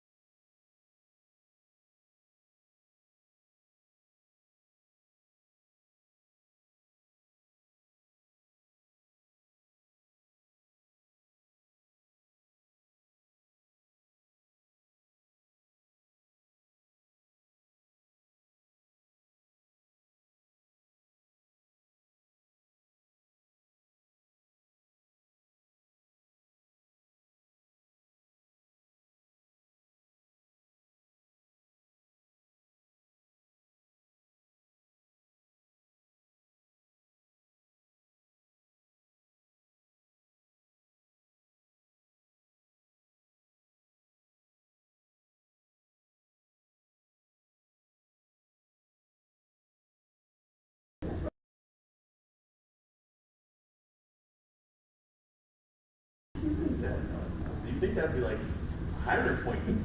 You would think, and You'd be like, what? Yeah. I've got funny stuff. You know, sir. Okay, all right. Yeah, 1, 2, 3, 4. All right. Okay, I guess, so Neil's gonna look at it like, you're going to 5 o'clock, you know, put all this stuff together. Yeah. Okay. All right, talk later. Word for word?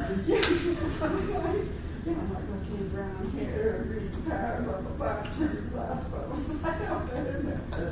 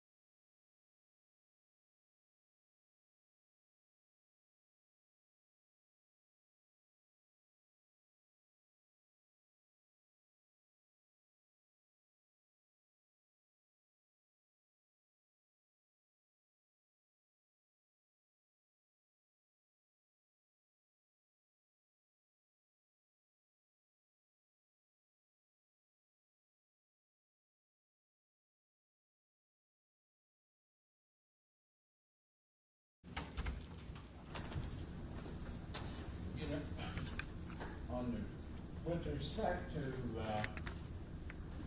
the next witness testifying, I have no problems with him saying what he has reviewed, but we will not get into specifics with respect to this arbitration document. We will not be allowed to talk specifically about matters that are in there. I just have in light of that a moment to confer with my clients. I might change the order of witnesses. You may do so. Can we step out for a second? Beg your pardon? May we step out for a moment? Help yourself. Yeah, I'll be as brief as possible. Brief. It's the briefest I can be. Brief as I want you to allow you to be.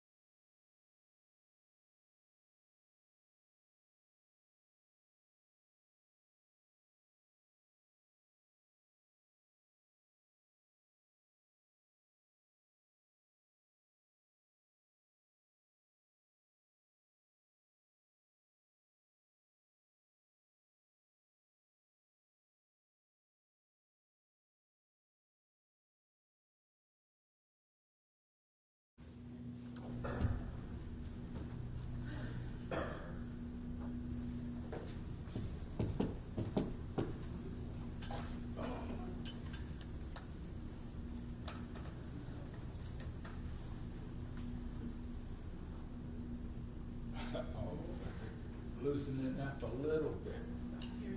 When you're old and decrepit. You're not there yet. You're still I'm not going to talk about numbers. You two just talked about it. All rise.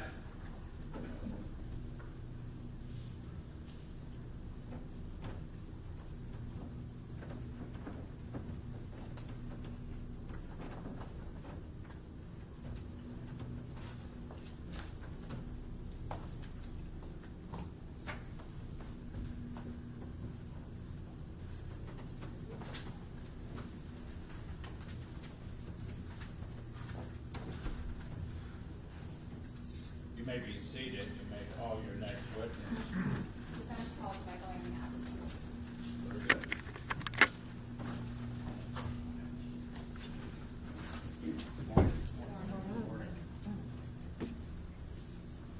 Officer, please remain standing. Raise your right hand.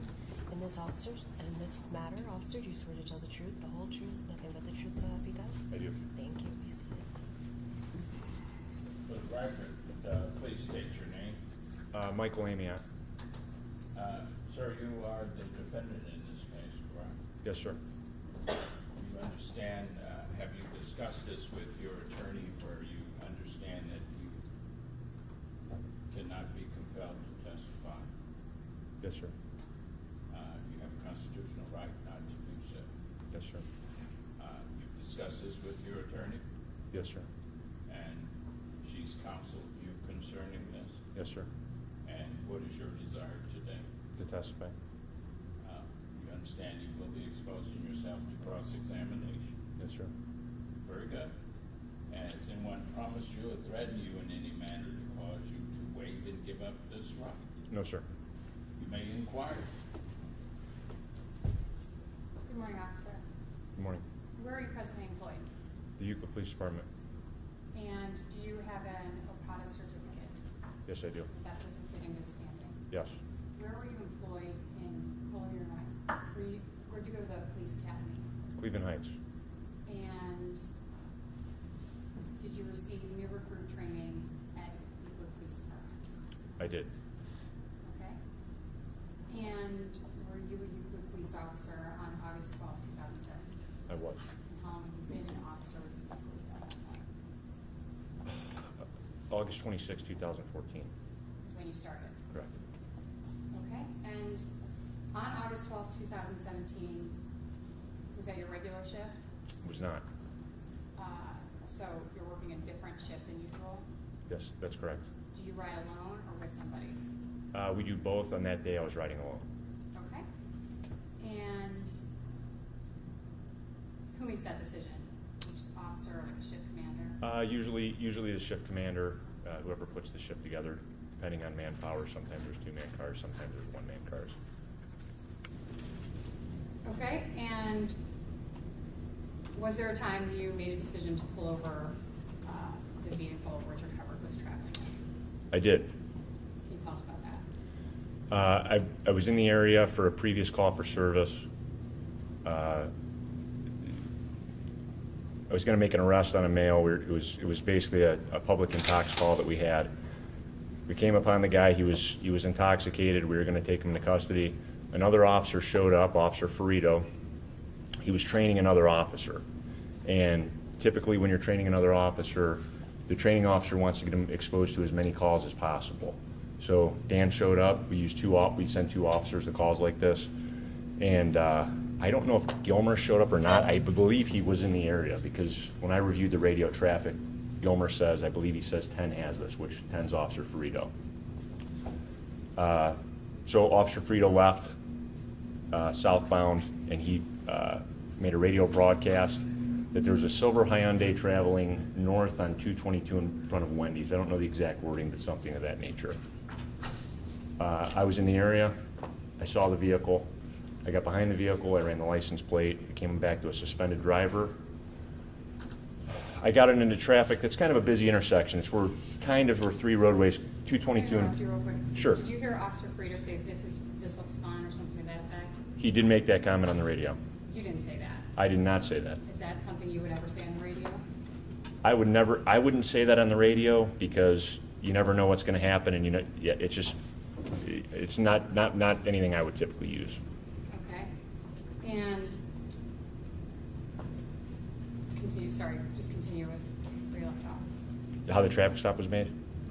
So Officer Ferrito called out there's a silver Hyundai going north on East 222nd Street. We used to do a lot of drug interdiction work. So when a vehicle's called out like that, I assume that Dan had saw some type of criminal indicators potentially on the car, some type of abrupt change in behaviors. One thing we're looking for, and we're looking for guns, drugs, stuff like that, warrants. So I don't know exactly what he had, but it was not out of the ordinary to call out a vehicle, okay? So I saw the vehicle, got behind it, ran the plate, came back to a suspended driver. Let me stop you there. How did you run the plate? Did you call it in the radio or you use your car? When I first got behind the car, I called out the plate on the radio, but dispatch, I don't think ever came back with plate information. I do have a mobile data terminal in my car where I can run the plate on my car. So I do believe I ran the plate on my car, and that's how I found out that it was suspended. I do not believe that dispatch came back and told me that the car was suspended. Eventually, that's where 3 roadways come apart. It's kind of a busy intersection. At some point, I got behind the car. I don't know if I was directly behind him initially or not, or he passed me, but eventually we get on the Lakeshore. When the light turns green, I get behind him. He rolls the red light at East 228th and Lakeshore, and that's where I initiated the stop, near Dollar Bank. Okay. I'm going to pull up the video from your dash cam, and you can just Sure. talk us through that.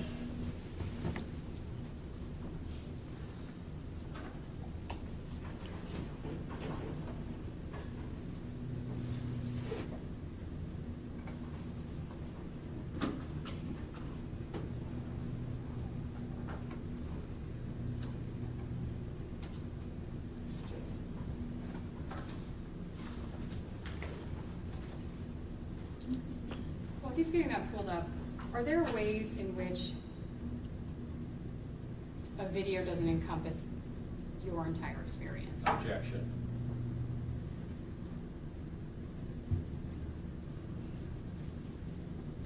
Overruled. So, videos, you can't smell things through video. You can't pick up on things like resistive tension. For example, if someone were to come and pull on your arm and you simply just stiffen your arm up, it might not show that in the video. You can see some things, but you don't see everything in the video. You can't see what's in the car. You can't see what's in my point of view. There's two different angles, but it's not necessarily seeing what you're seeing all the time, in any situation, not just this situation.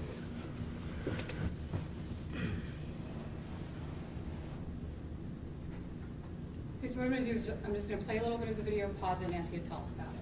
So we just-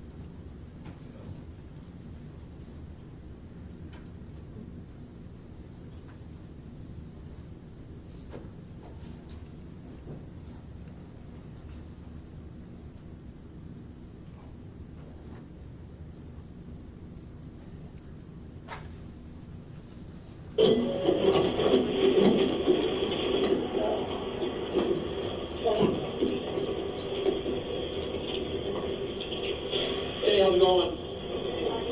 Good. Hey, the registered owner shows a suspended license, then make sure you stop behind the stop bars when you're driving. And you gotta have a seatbelt on too. Gotcha. Do you have your license on?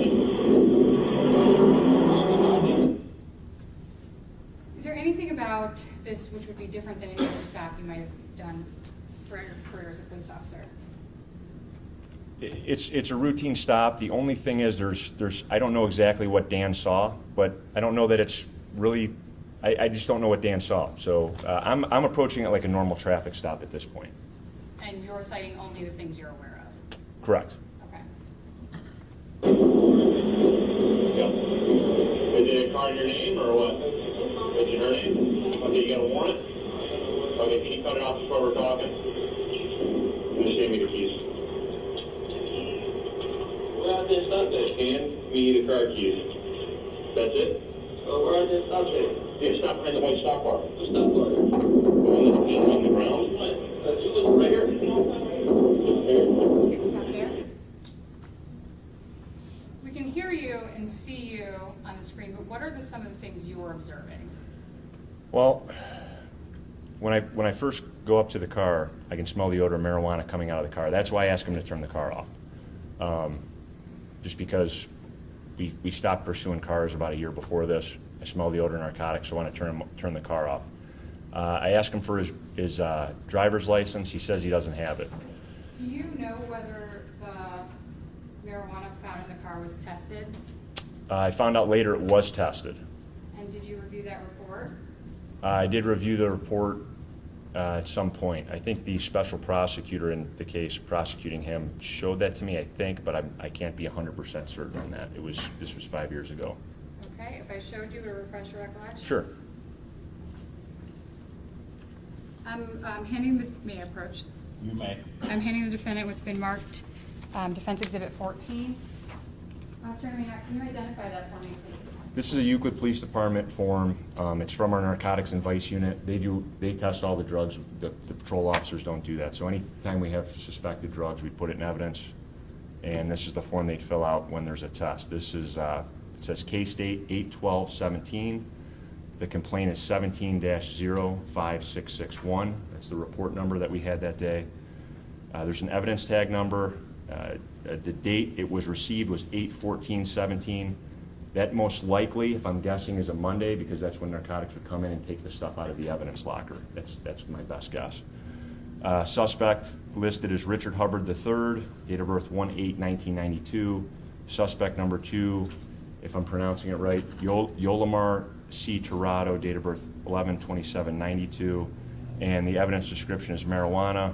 It was processed by Detective Alcantara, Badge 8, and the field test results were positive for marijuana.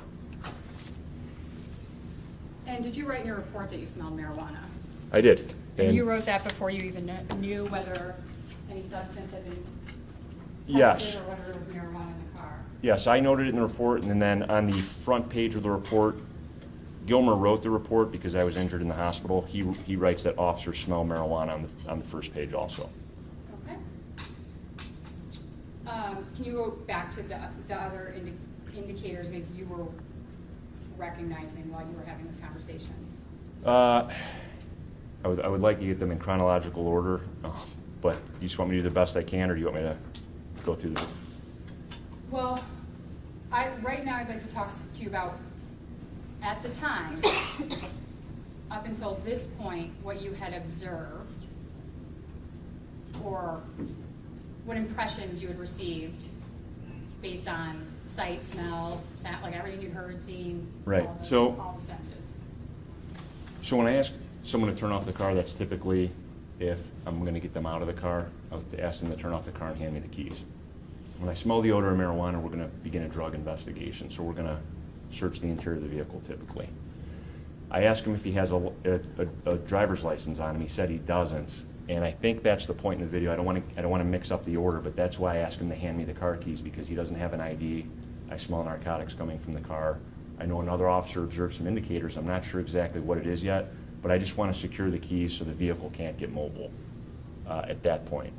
I ask him if he has a warrant because just in my experience, he looks upset. He looks nervous, and he doesn't have an ID. Most people have their ID when they operate a car. Not everybody brings it every time. Most people do.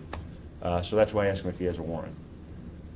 So you're not taking him out of the car for the suspended license? Well, we're not there yet, but when I ask him to step out of the car, he hands me first he tells me initially he doesn't have any type of ID on him. Then I ask him how to spell his name, and he eventually produces an ID. When he does that, it's a state driver's license. It's an Ohio ID card. So he doesn't have a driver's license. He can be arrested for that. So the plan was we were going to take him for no driver's license. He was going to be arrested for no driver's license, given a citation, and then we were going to begin a narcotics investigation. Is how the report was written. There was one other thing that, just in my experience as a policeman, that kind of drew my attention. Typically, when we stop somebody, sometimes you stop people, they're upset they got stopped. You might stop someone for speeding, and if they're going to argue with you about speeding, as soon as you come up, I stopped you for speeding, and they'll start arguing with you. He doesn't initially do that. When I ask him to hand me the keys, he starts questioning the stop. And I personally felt that was a stalling technique.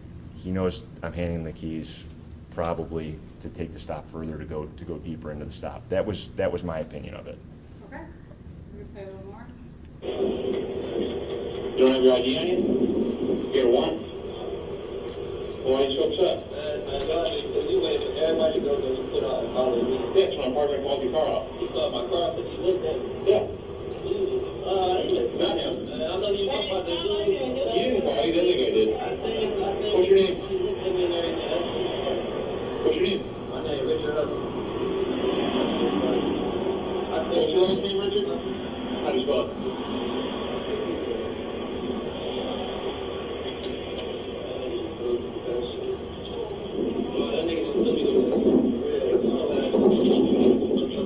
Yes, sir. Okay, step up. Pause it there. Just walk us through that. Okay.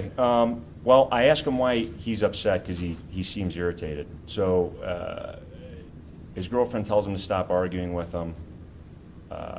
And when I ask him how to spell his name, I take my notepad out to start writing his name. So I asked him the second time, I asked him once or twice for his ID, and then I asked him to spell his name. When I asked him to spell his name, he reached into his pocket and he pulled out a large stack of bills. Gilmer said they were 20s when he testified. I don't know. It was a large stack of bills with his Ohio ID. So when you have narcotics and a large amount of money, one of the things you might be concerned with is there may be weapons involved, or there may be drugs involved. You smell drugs, you have a large amount of cash, a lot of times weapons are involved there. Narcotics training, we do when we get hired here. We go up to our narcotics unit, and it's one of the things that they call it the Holy Trinity. If you have money and guns, you'll find drugs a lot of times, or it's 2 out of the 3 usually have the third one. It's one of the things that they train us in our narcotics unit here. Also, he takes that money out when he gives me his ID, and he passes it to the passenger. So when we're dealing with narcotics and people start passing items in the car, did you say something? No, I think my room just made a loud sound. Yeah, Sorry. so It wasn't that's going to raise your behavior that they're passing items. I've had narcotics rolled up in money, or just the fact that he took money out and handed it to her was odd to me. People will set valuables aside sometimes before they mix it up or they run. Another thing too, if you do come across narcotics in a large amount of money, the money gets seized. So people will try to separate money from drugs sometimes to keep that from getting seized by law enforcement. So at this point in your frame of mind, do you think that there's gonna be some drug investigation? At this, I'm going to place him under arrest for no driver's license, and then we're gonna start a search of the vehicle, narcotics investigation. We're gonna interview him and go further with the stop. And you now know no significant narcotics were found, Correct. but you didn't know that at the time.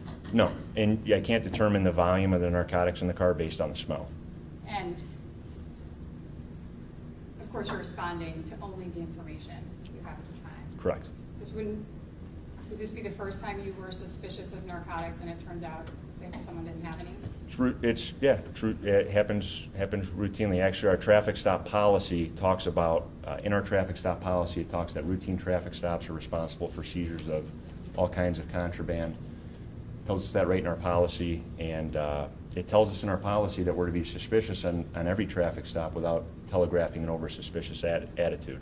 So I don't want to tell him, hey, I smell drugs coming from your car, can you get out? I just want to get him out of the car and then start the drug investigation.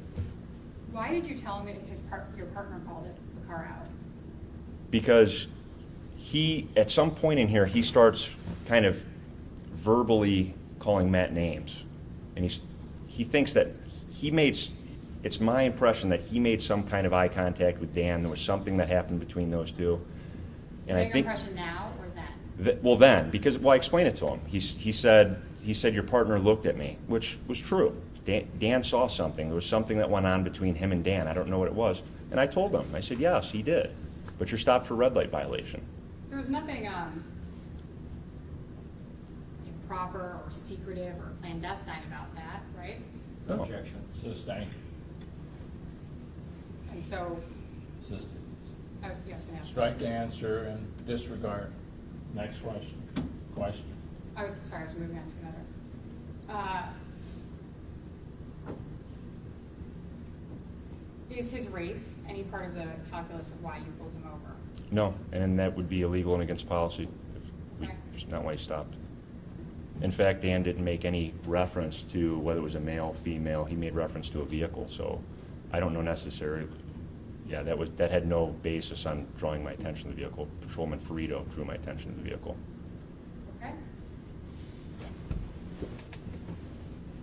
What was he saying to Officer Gilmer? He was calling him, he was saying the word hoe-ass, N-word, and he said, he was calling names. He was calling Matt the N-word, he was calling him a hoe, and he was saying, I think you can hear it on the audio if you turn it up, but he called us a lot of names throughout the stop, so to remember everything, I can't remember everything that he said, but it's on there. And do you believe that the calling of names justifies any use of force? It doesn't, but name calling is what they teach you in street survival, and they teach you in other dynamics of traffic stop classes. That's one of the things you look for as a pre-attack indicator. He admits being upset, he's calling names, so I want to get him out of the car and secure him before things escalate further. Okay, and when you say, I see that, what do you, in the video? You say to Officer Gilmer, I think I just heard. Oh, yes. So you can actually hear it on Officer Gilmer's body mic. We're both wearing body mics. You can't hear him because it's recorded on his computer, but Matt says that's a lot of cash there. I don't announce, I just tell Matt I see it. So I'm confirming he knows that I'm seeing what he's seeing, but I don't want to tip anyone off in the car that we know that we believe that there's drugs in the car. Face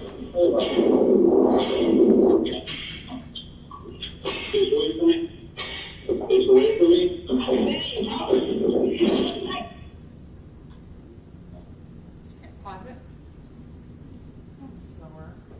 slow it down a little bit as you talk through it.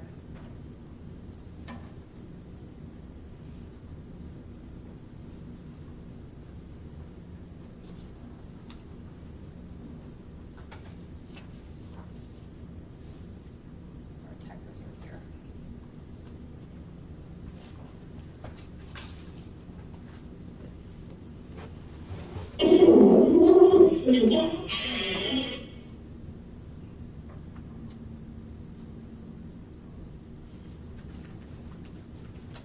And you can just talk as it's going. Sure. So as he steps out of the car, I take his arm in the escort position, and he's going to take 3 steps. 1, okay, can you freeze it, Wes? Right there. All right. So as he gets out of the car, I'm taking him in the escort position because I'm going to put handcuffs on. I'm just going to have him turn around and face away from me. If I am going to, which is typical with a lot of our officers, if we're going to arrest or search the car, we like to, when that door opens up, that's a good area to contain the person. They have plenty of room to turn around in. I take his arm and I go to guide him to turn him around. I tell him, as he's getting out of the car, I believe I say, face away from me. He gets out, he takes a step forward, he puts his shoulder into my chest. I tell him to face away from me again. Both of his feet are pointed at me. He takes another step, so both of his feet are even. And I told him twice at this point. And then he starts to take a 3rd step forward. So at that point, our force continuum is on the floor over there, but non-compliance with verbal commands, we would use, can we use that? Yep. This is Defense Exhibit 10.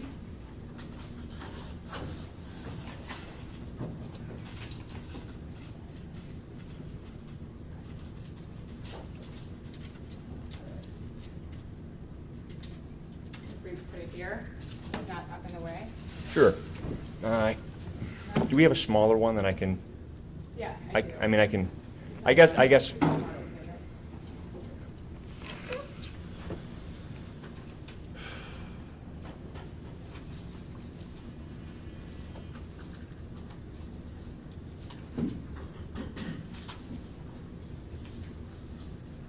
I approach? You may. Handing you Defense Exhibit 10. Sure. So in the bottom left corner, we have verbal or physical danger cues and not responding to verbal commands. So some of the things we can do is officer present, verbal or physical commands, which I'm telling him to turn around when he's getting out of the car. Assist from other officers, Matt's there. And I take him into the escort position, which is usually your hand above the elbow, your other hand on the wrist. As I'm trying to turn around, when he puts his shoulder into my chest and he starts to take that 3rd step, he's not responding to commands, so we go to balance displacement. Balance displacement is a push or a pull to take someone off balance. You have to push them hard enough to knock them off balance. And we use that shoulder to ear technique, which is taught, it's very common. So you take their shoulder, push it to their ear.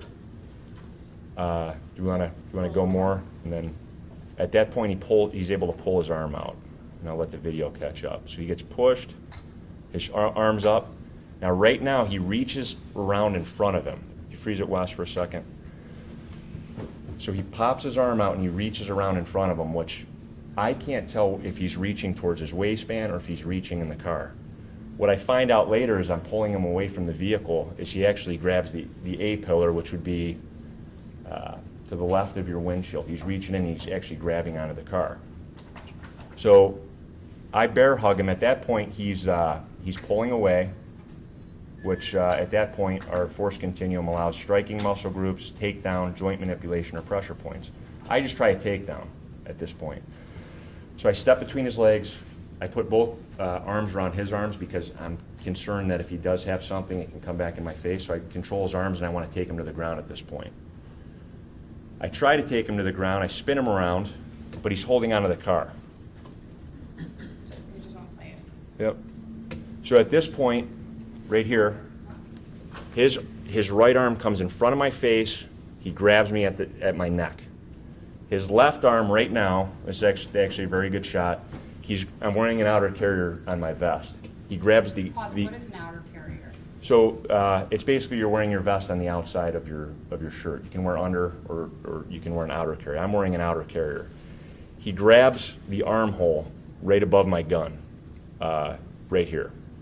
So now he's matching my force. This is escalating very quickly, but it's based on his behaviors. This is our use of force continuum. We call it response to resistance. So when you grab a policeman by the neck, that would come up to wrestling with the officer. Wrestling is anytime someone tries to gain a position of advantage. So if you try to arrest someone and they grab the officer by the wrist, if they're trying to get in a position of advantage, they're getting up to that level. And that level, some responses would be striking, punching, kicking, aerosols, electrical devices, or baton restraints when they're wrestling with the officer. As I said, I was trying to take him down. Now he's grabbing me by the neck. If I try to take him down now, I can fall down on the ground. I got to get his arms off me. So I throw 2 knee strikes is what I'm trying to do. What's, at the time, were you aware of what Officer Gilmer was doing here? No. I believe I remember him saying there's one resisting.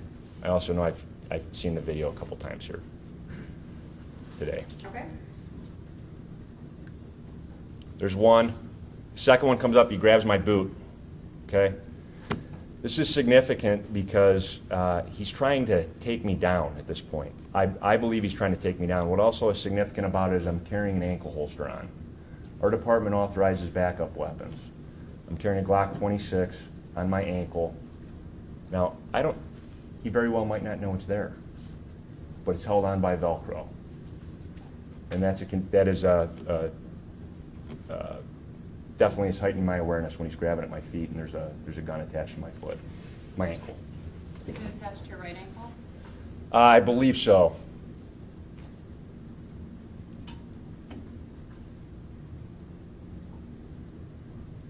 Question? He's just going for video. Okay.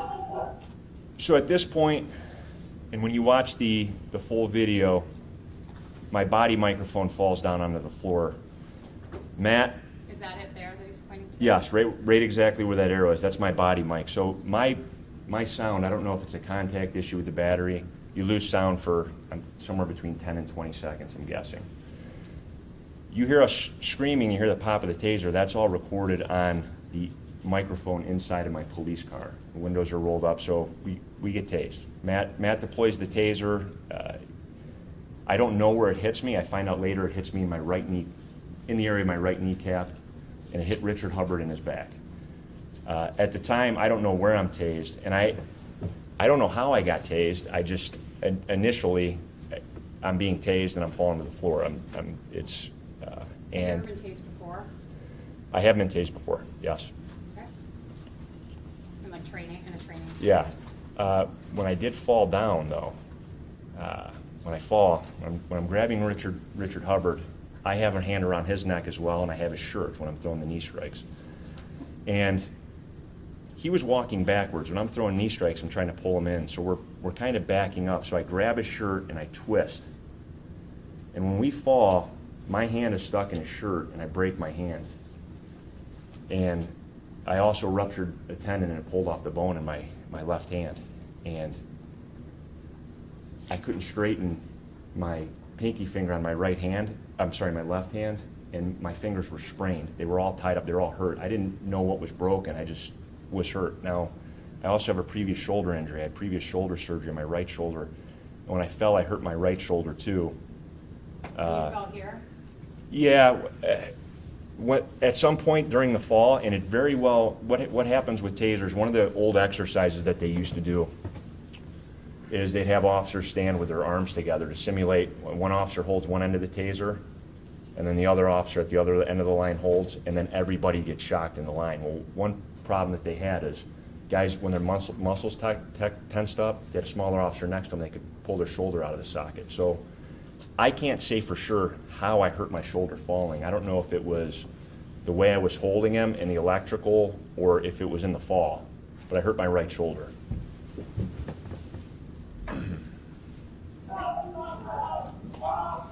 I'm telling him to turn off the taser. Objection. I mean, it's got to be some form of question and answer here, Your Honor. Wow. I'm sorry, it's an open question to tell us what happened. Not 3 paragraphs. I can ask again.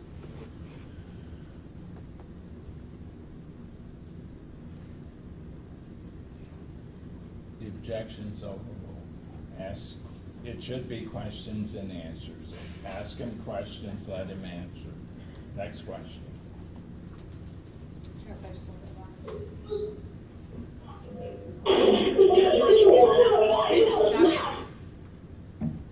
Can you tell us what's happening here?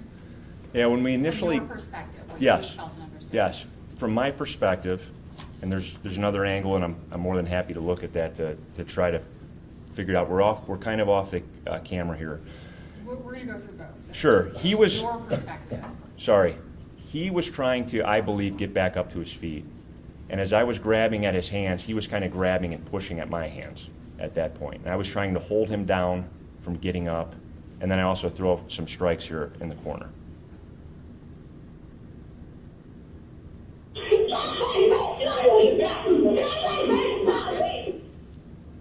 Okay. Let me ask a question. Go ahead. Why do you throw strikes there? Initially, when we go down to the ground, well, he was wrestling with us, and he does throw a punch at me. That was just shown. But if he's wrestling with us, we use strikes. That's how the force continuum is. We also have other special circumstances that allow us to go to higher levels, but I'm throwing strikes because he's actively wrestling with me. He's grabbing at my hands. He grabbed at my foot, and he tried to take me down to the ground. Okay, and I think we saw like a lift up. Can you tell us what's happening there? Yeah, so when we get to the ground and I am trying to pin him down, at one point he establishes, and it's on several times, he establishes what's called an underhook. So it's his right arm underneath, I want to make sure I'm saying this right, underneath one of my armpits. I believe it's my left arm. He establishes an underhook. So we pin him, and that's going to keep us from letting him roll over. We're going to try to roll over, and he gets that underhook. When he's getting lifted up and dropped back on the ground, my forearm's across his face. He has my right arm. He's holding on to it, and he is holding on. He has that underhook, and he's grabbing at the neck base of my outer carrier. His hand is up towards my neck, the back of my neck, with an underhook. Okay.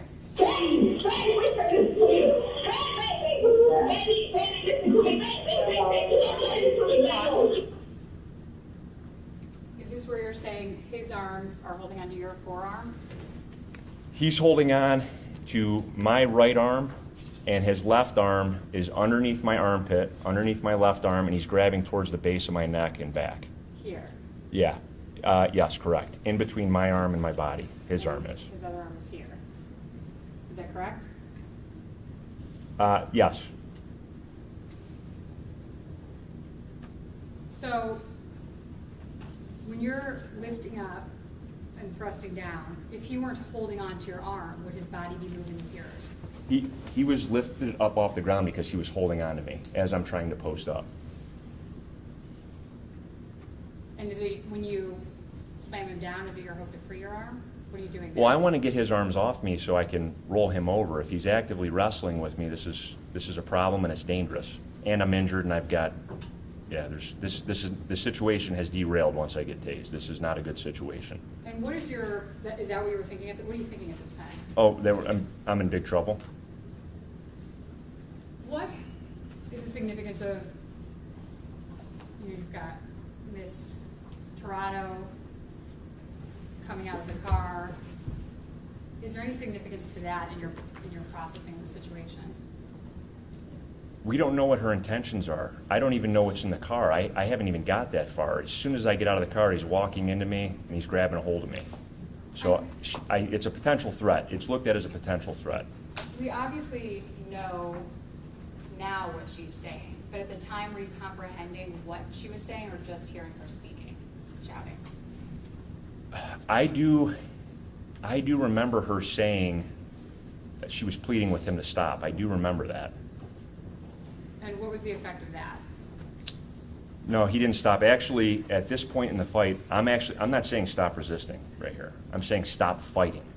I say it twice, and he says, "Man, get off me," and that is audible.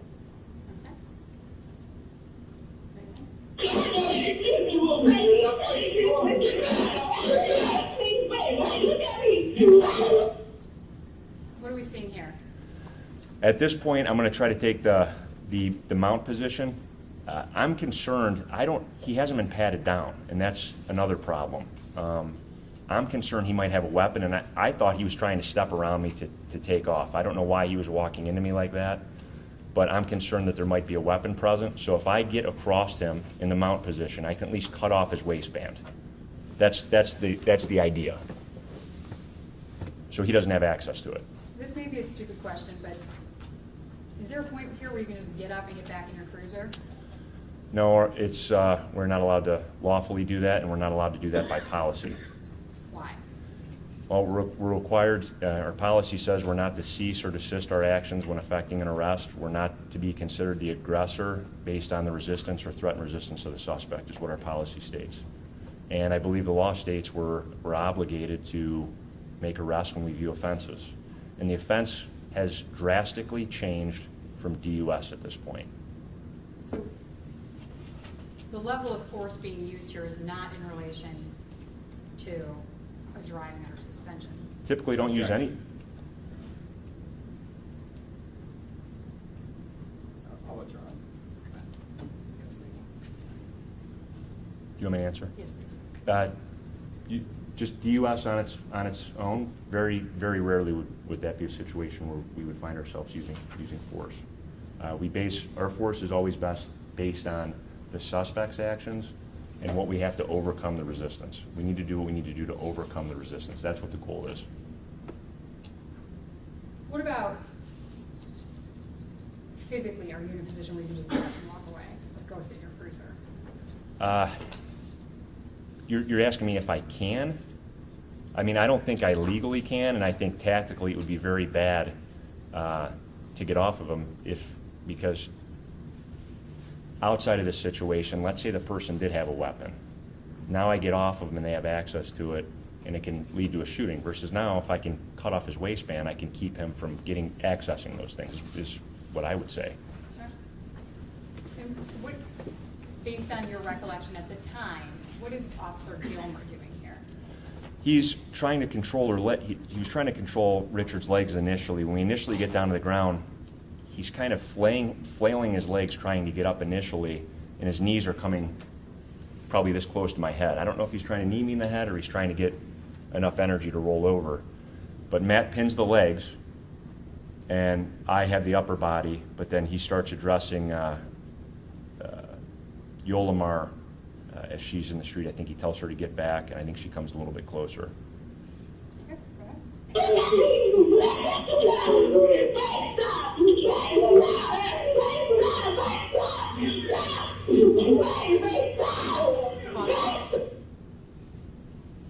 I think those punches are significant in appearance. Can you talk to us about that?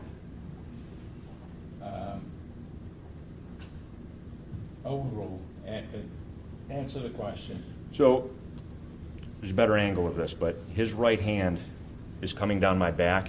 His right hand's up on me. It comes down my back, and it goes in the area of my duty belt. That's heightening my awareness. I don't know if he's reaching for something or if he's just trying to grab a hold of something to roll me off.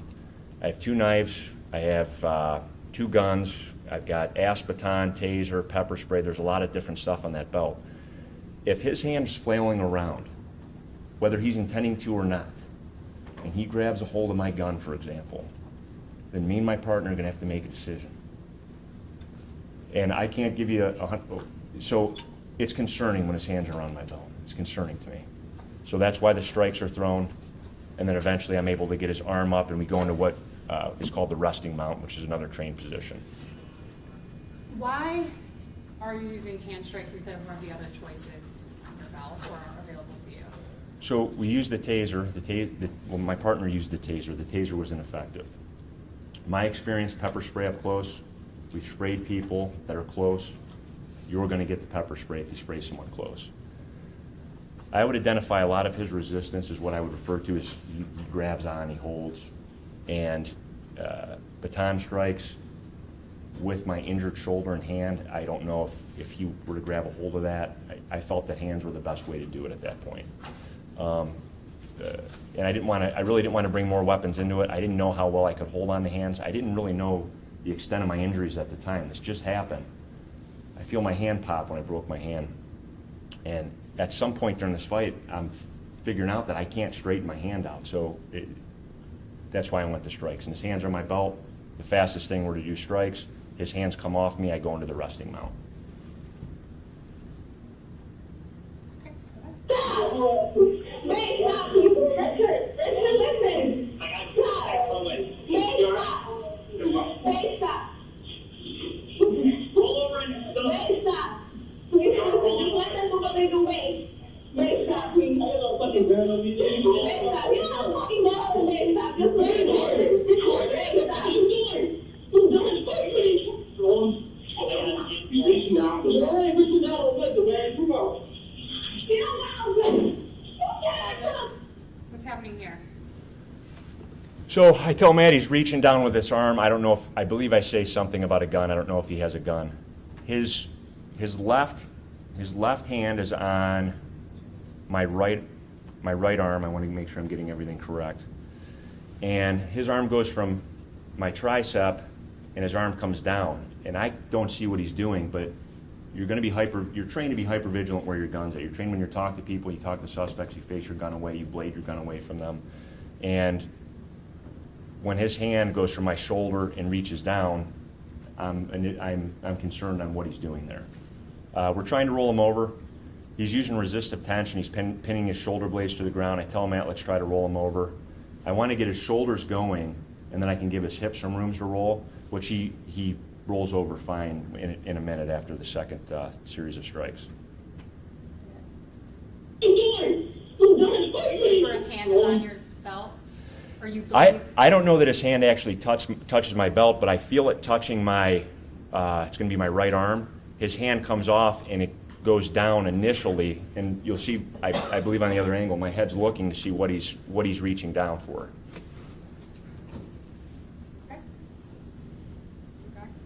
Reaching out. Hey, reaching out. Listen, man, come on. You don't know. You don't got a fucking gun.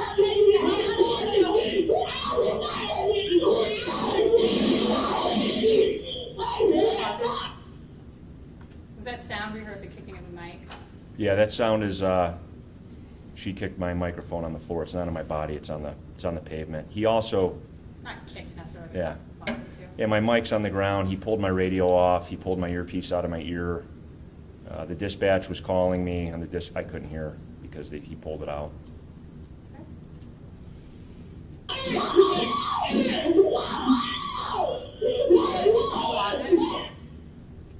you tell us what's happening here with those hand strikes? Sure.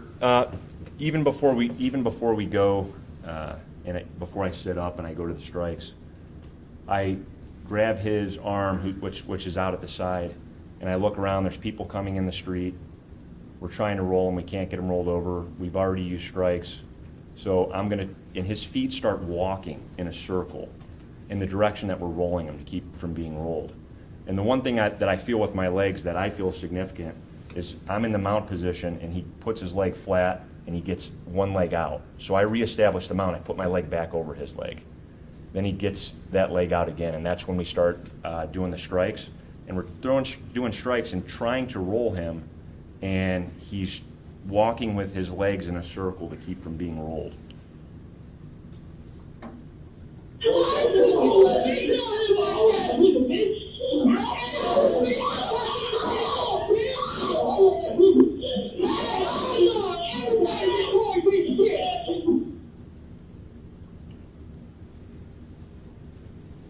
This is where you roll him at this point? Well, he grabs my hand and rolls over. Me and Matt are trying to roll him over, but he grabs my right hand and rolls over on top of it, which actually helps me secure his wrist. Okay, so your hand is under him. Right. He grabbed my arm and he rolled over with it.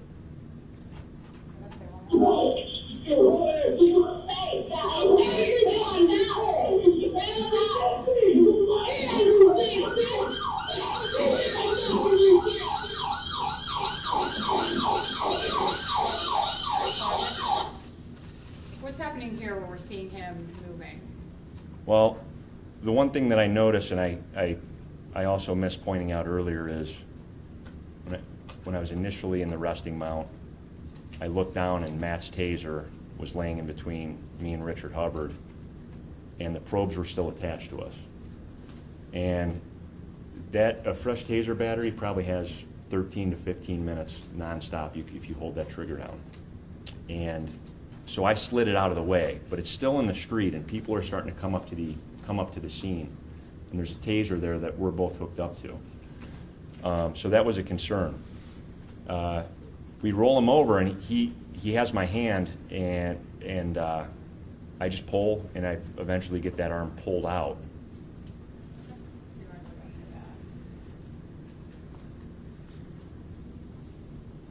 A little forward more, sorry, forward more, where he's rolled.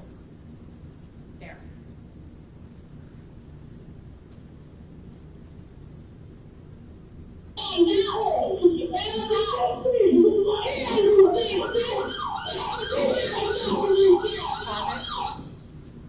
What's going on with his head here? He keeps lifting his head up. Well, he lifts his head up, and what he's doing now is, I have his arm, he rolled over on it, and he's actually getting up on his right shoulder to keep his right arm from coming out. He's pushing his feet off the ground as leverage to try to keep me from pulling that arm out. I don't believe I have it out at this second, but that's why he's completely up on that shoulder. He's trying to keep it underneath him, and I'm trying to pull it out at the time. So as you're pulling his arm up, his body's coming with it? As I'm trying to pull his arm out, he's trying to roll over on his side to keep that arm from coming out.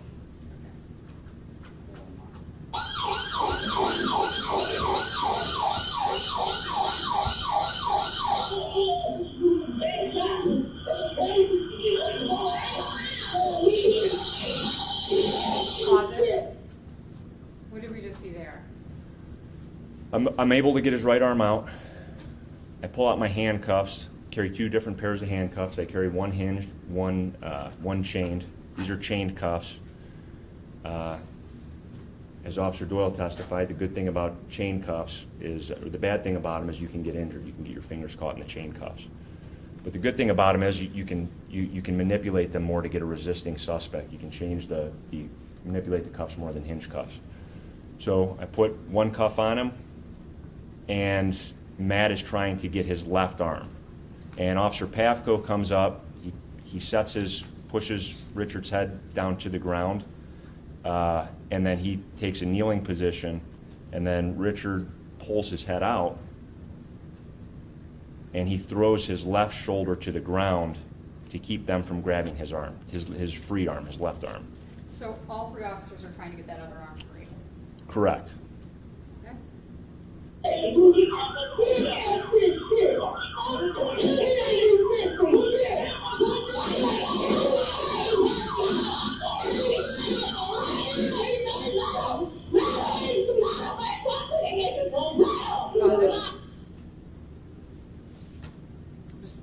What did we just see from your perspective at the time? So when he throws his left shoulder down, my hand holding the open handcuff is really close to my legs, my groin area. When he throws his shoulder down, he's still pulling his wrist. He's pulling his right arm.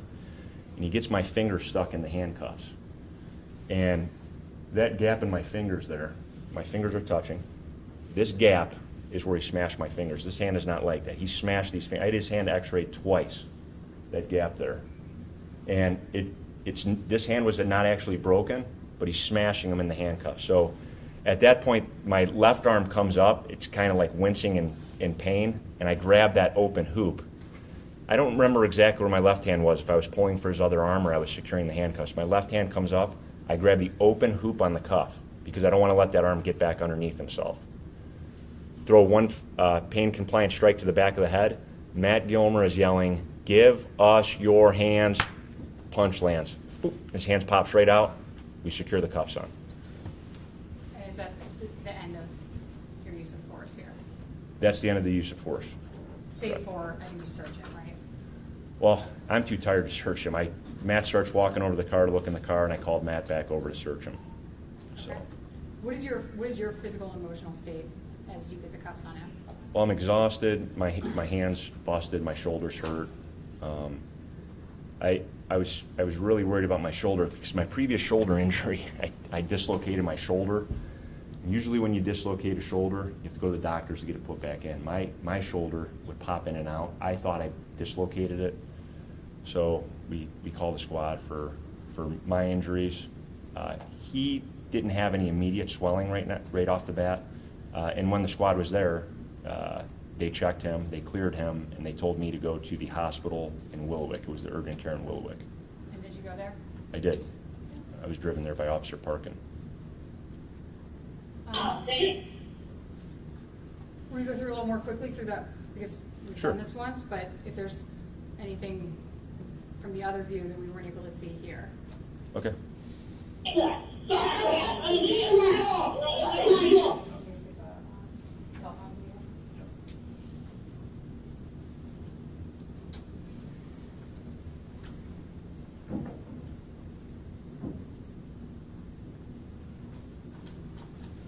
What you've shown is exhibit what, counsel? I think this is the first time what did you mark the video as? I did. That's State's Exhibit B. State's Very Exhibit good. B.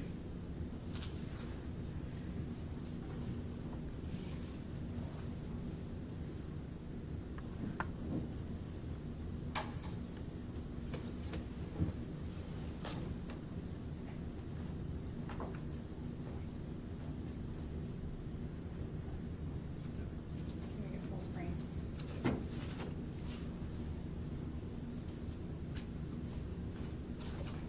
And this is, What was the cell phone video?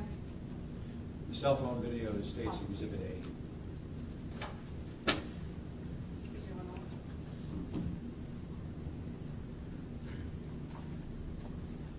All right, start at the.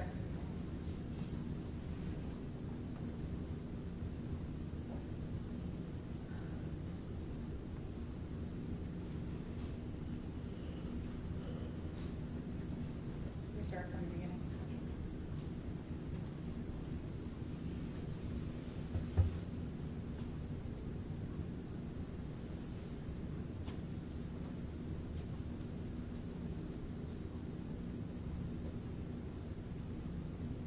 Okay, pause it. If you could just correlate what we're seeing here to what part of the, Sure, this is after the taser was deployed. We're in the corner of the screen. He's kicking his legs where I described, his knees kind of coming up close to my head. And I believe he's trying to get back to his feet.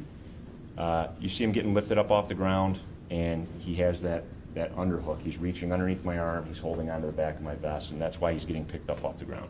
and in the other view, this is where we saw him kind of, Where I'm telling him, stop fighting, stop. I think I tell him, stop fighting, actually. I heard 3 times, and he says to get off of him. okay?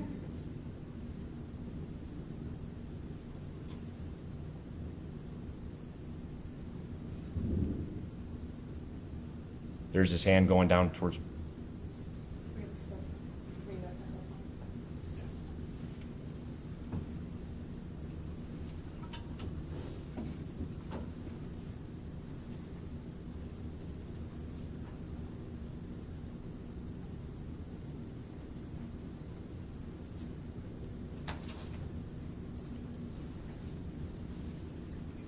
Right, is that what you're talking about?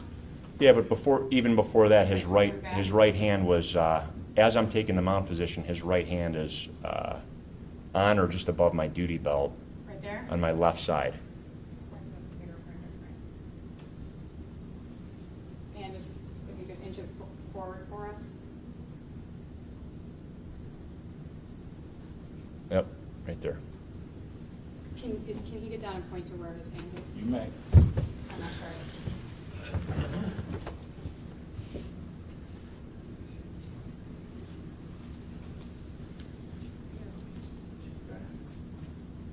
This is his white t-shirt. This is going to be his right arm and shoulder. His arm is up and the elbow is bent here. And he's grabbing me right above, he's got touched my lower back and in the area of my duty belt with his right hand. And his left hand, I'm not sure. So this line is his Yep, arm? correct. Based on your perception at the time? That's correct. Okay? If you could just inch those frames.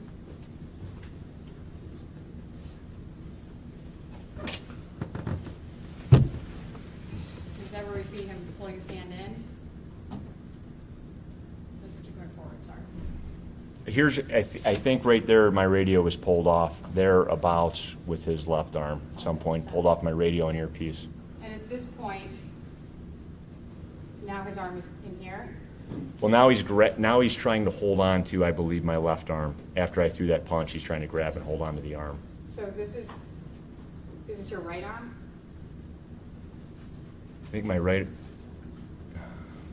yes, yep, And that's my then right is arm. this would be his right arm holding on to yours? Yes. Okay.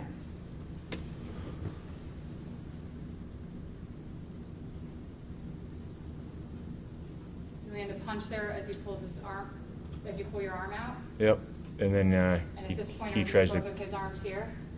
they are correct. Okay.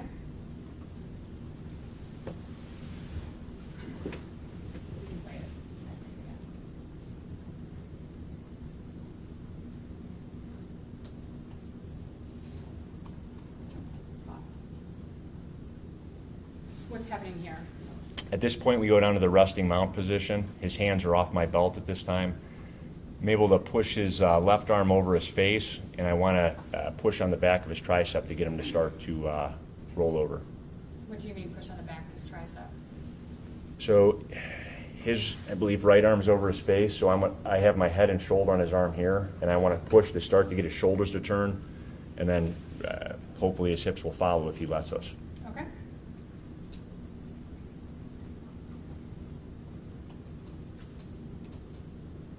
What happened right there? That's where I look down. I'm in the resting mount. I have his arm across, and I see a taser laying there. I have no idea how it got there. I take my left hand, and I want to get it out of the area. At that point, I don't know that the dart's in my knee. I just know that I'm tased. I don't know where the darts are in my body.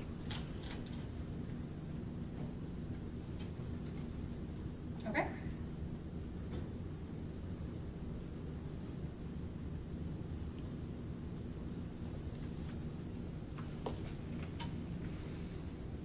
Pause it. You're still trying to get this right arm across the body? Yeah, I'm trying to get his push his arm across his body and to get his right shoulder blade to come up off the ground and roll over. He's pushing back into the side of my face with his arm. Okay, we can keep going.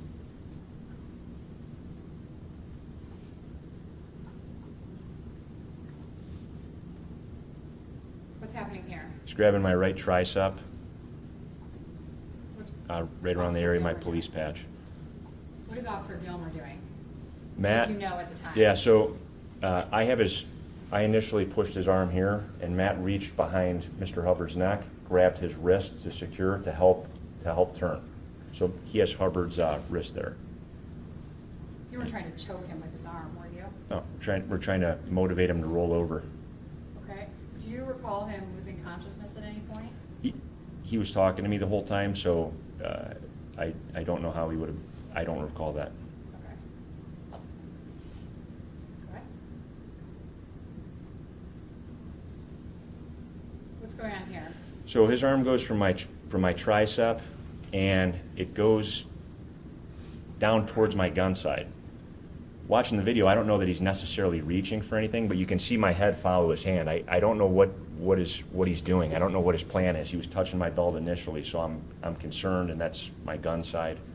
So I tell Matt he's reaching down with this arm. I don't know what he's reaching for or what he's doing, but his arm goes in that direction, and And is this where we hear you say that in the other video? it's correct.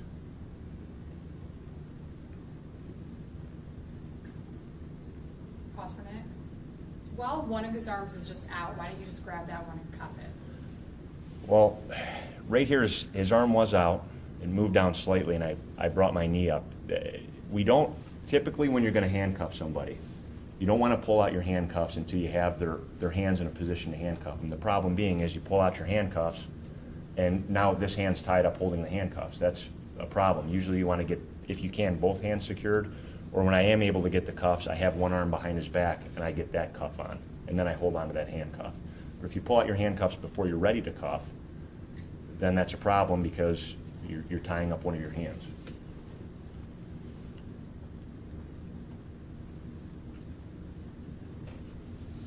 What are you doing with his arm there? I'm holding his arm because his arm went down even before you showed that. It didn't go down much. We went from my tricep down to this. In the video, he just reaches down to here, but I don't see that. I just know he goes from here, and then his arm goes down. So I'm concerned on what he might grab. He's grabbed me several times, and as I previously stated, let's say he's not intending to grab my gun, right? Let's say he's not. He is grabbing me, and I don't know if he knows what's there, what's not there, and if he ends up grabbing that gun, then me and Matt are gonna have to make a decision. Matt's gonna, and I'm not saying that it would be a deadly force scenario, but it's a concerning. I don't want his hand in that area. I don't want it reaching around on that side of my body. You don't wanna get to that level of scenario? No, oh no, absolutely not. Okay, go ahead.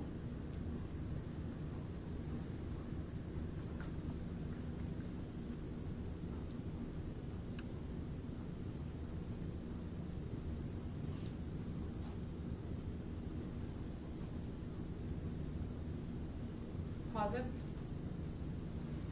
Just walk us through, I know it's just a different view of what So we've gone through as before, but. as we're kind of turning and I'm throwing the strikes, he's walking outside, and that would be what you would consider in our ground fighting and training, is he's getting to a half guard position when he gets his foot outside of my feet, and he's walking in a circle, in the same circle we're trying to roll him. So that's why the strikes are thrown in an attempt to get him to roll over.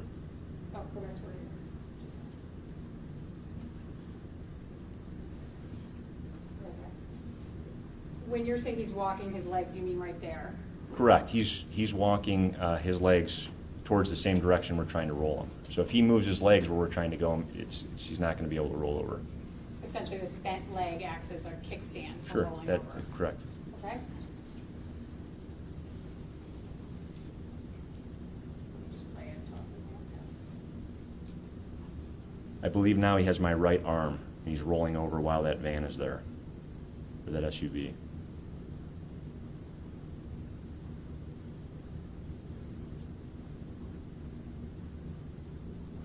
Pause it. What's he doing here? He's trying to keep me from getting his right arm. As I'm starting to pull it out, he's starting to try to walk on the concrete and conceal his arm underneath himself. Okay, go ahead.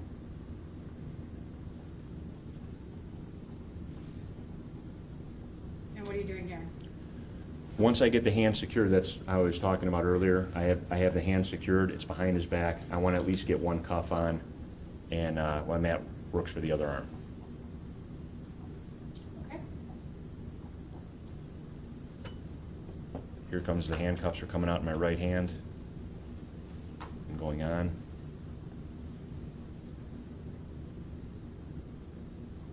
That's where my hands are getting smashed, and we're switching. And now his hand is right out. As that strike lands, or immediately, almost immediately after it lands is when he pulls his left hand out and he's secured in handcuffs. Is this where you say, what do you say to Miss Carvel there? I believe I was talking to Pavko. I said, arrest her. And why did you say that? Well, it's arrestable when wrongful entrustment is an arrestable offense. She's letting an unlicensed driver drive his car. She's in the streets screaming. Matt asked her to get back. And people coming close to the scene when we're trying to make an arrest is a problem for the officer. Even if they have the best intentions, it can be a problem for us. So the intention was to take her into custody for wrongful entrustment and probably obstruction charges. Okay.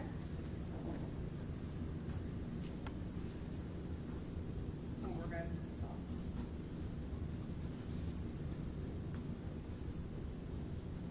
Judge, I think we're about done, but I need to report on one issue.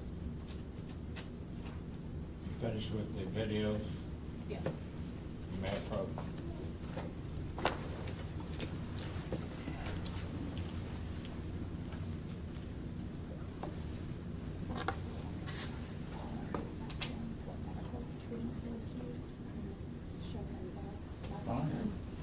Let's say these are back. Fine.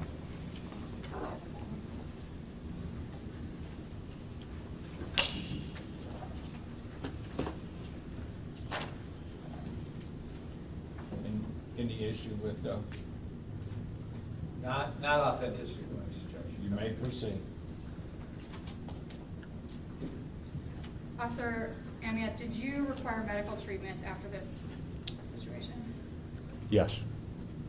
And what was that? We called the fire department to do an evaluation, and they advised me that I needed to go to the hospital. What hospital did you go to? I went to urgent care in Willowick. Would that be Lake Health? I believe it was at the time.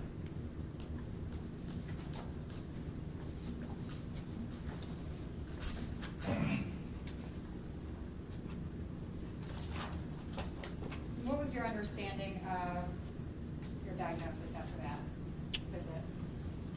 I had a splint for my hand, so the tendon could reattach.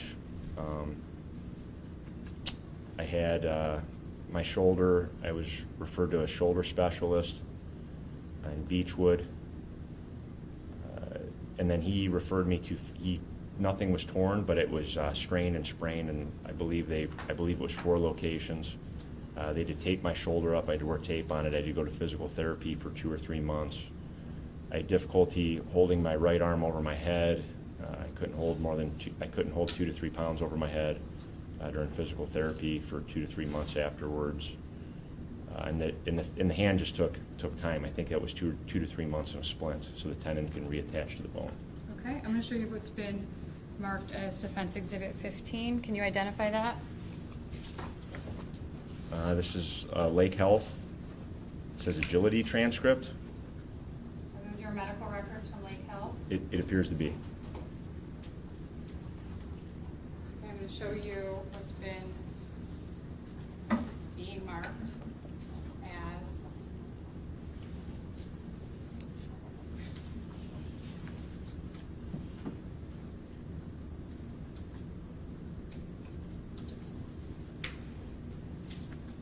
one sticker. Defense Exhibit 16.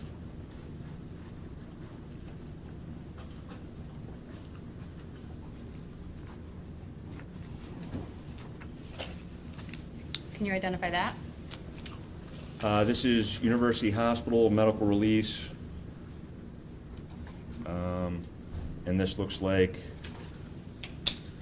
it says medical history, health screening.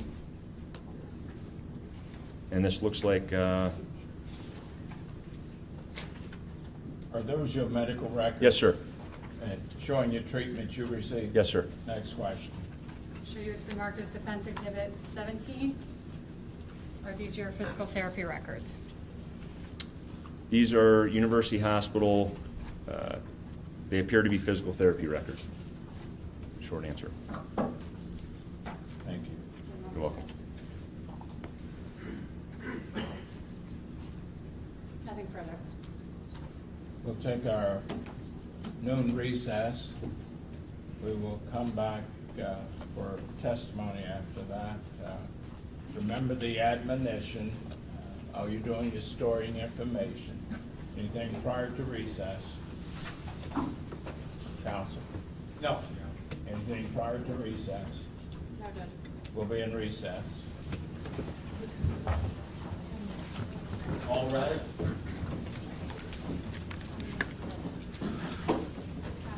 $1:30. Yes. Sorry about that. You all are gonna wait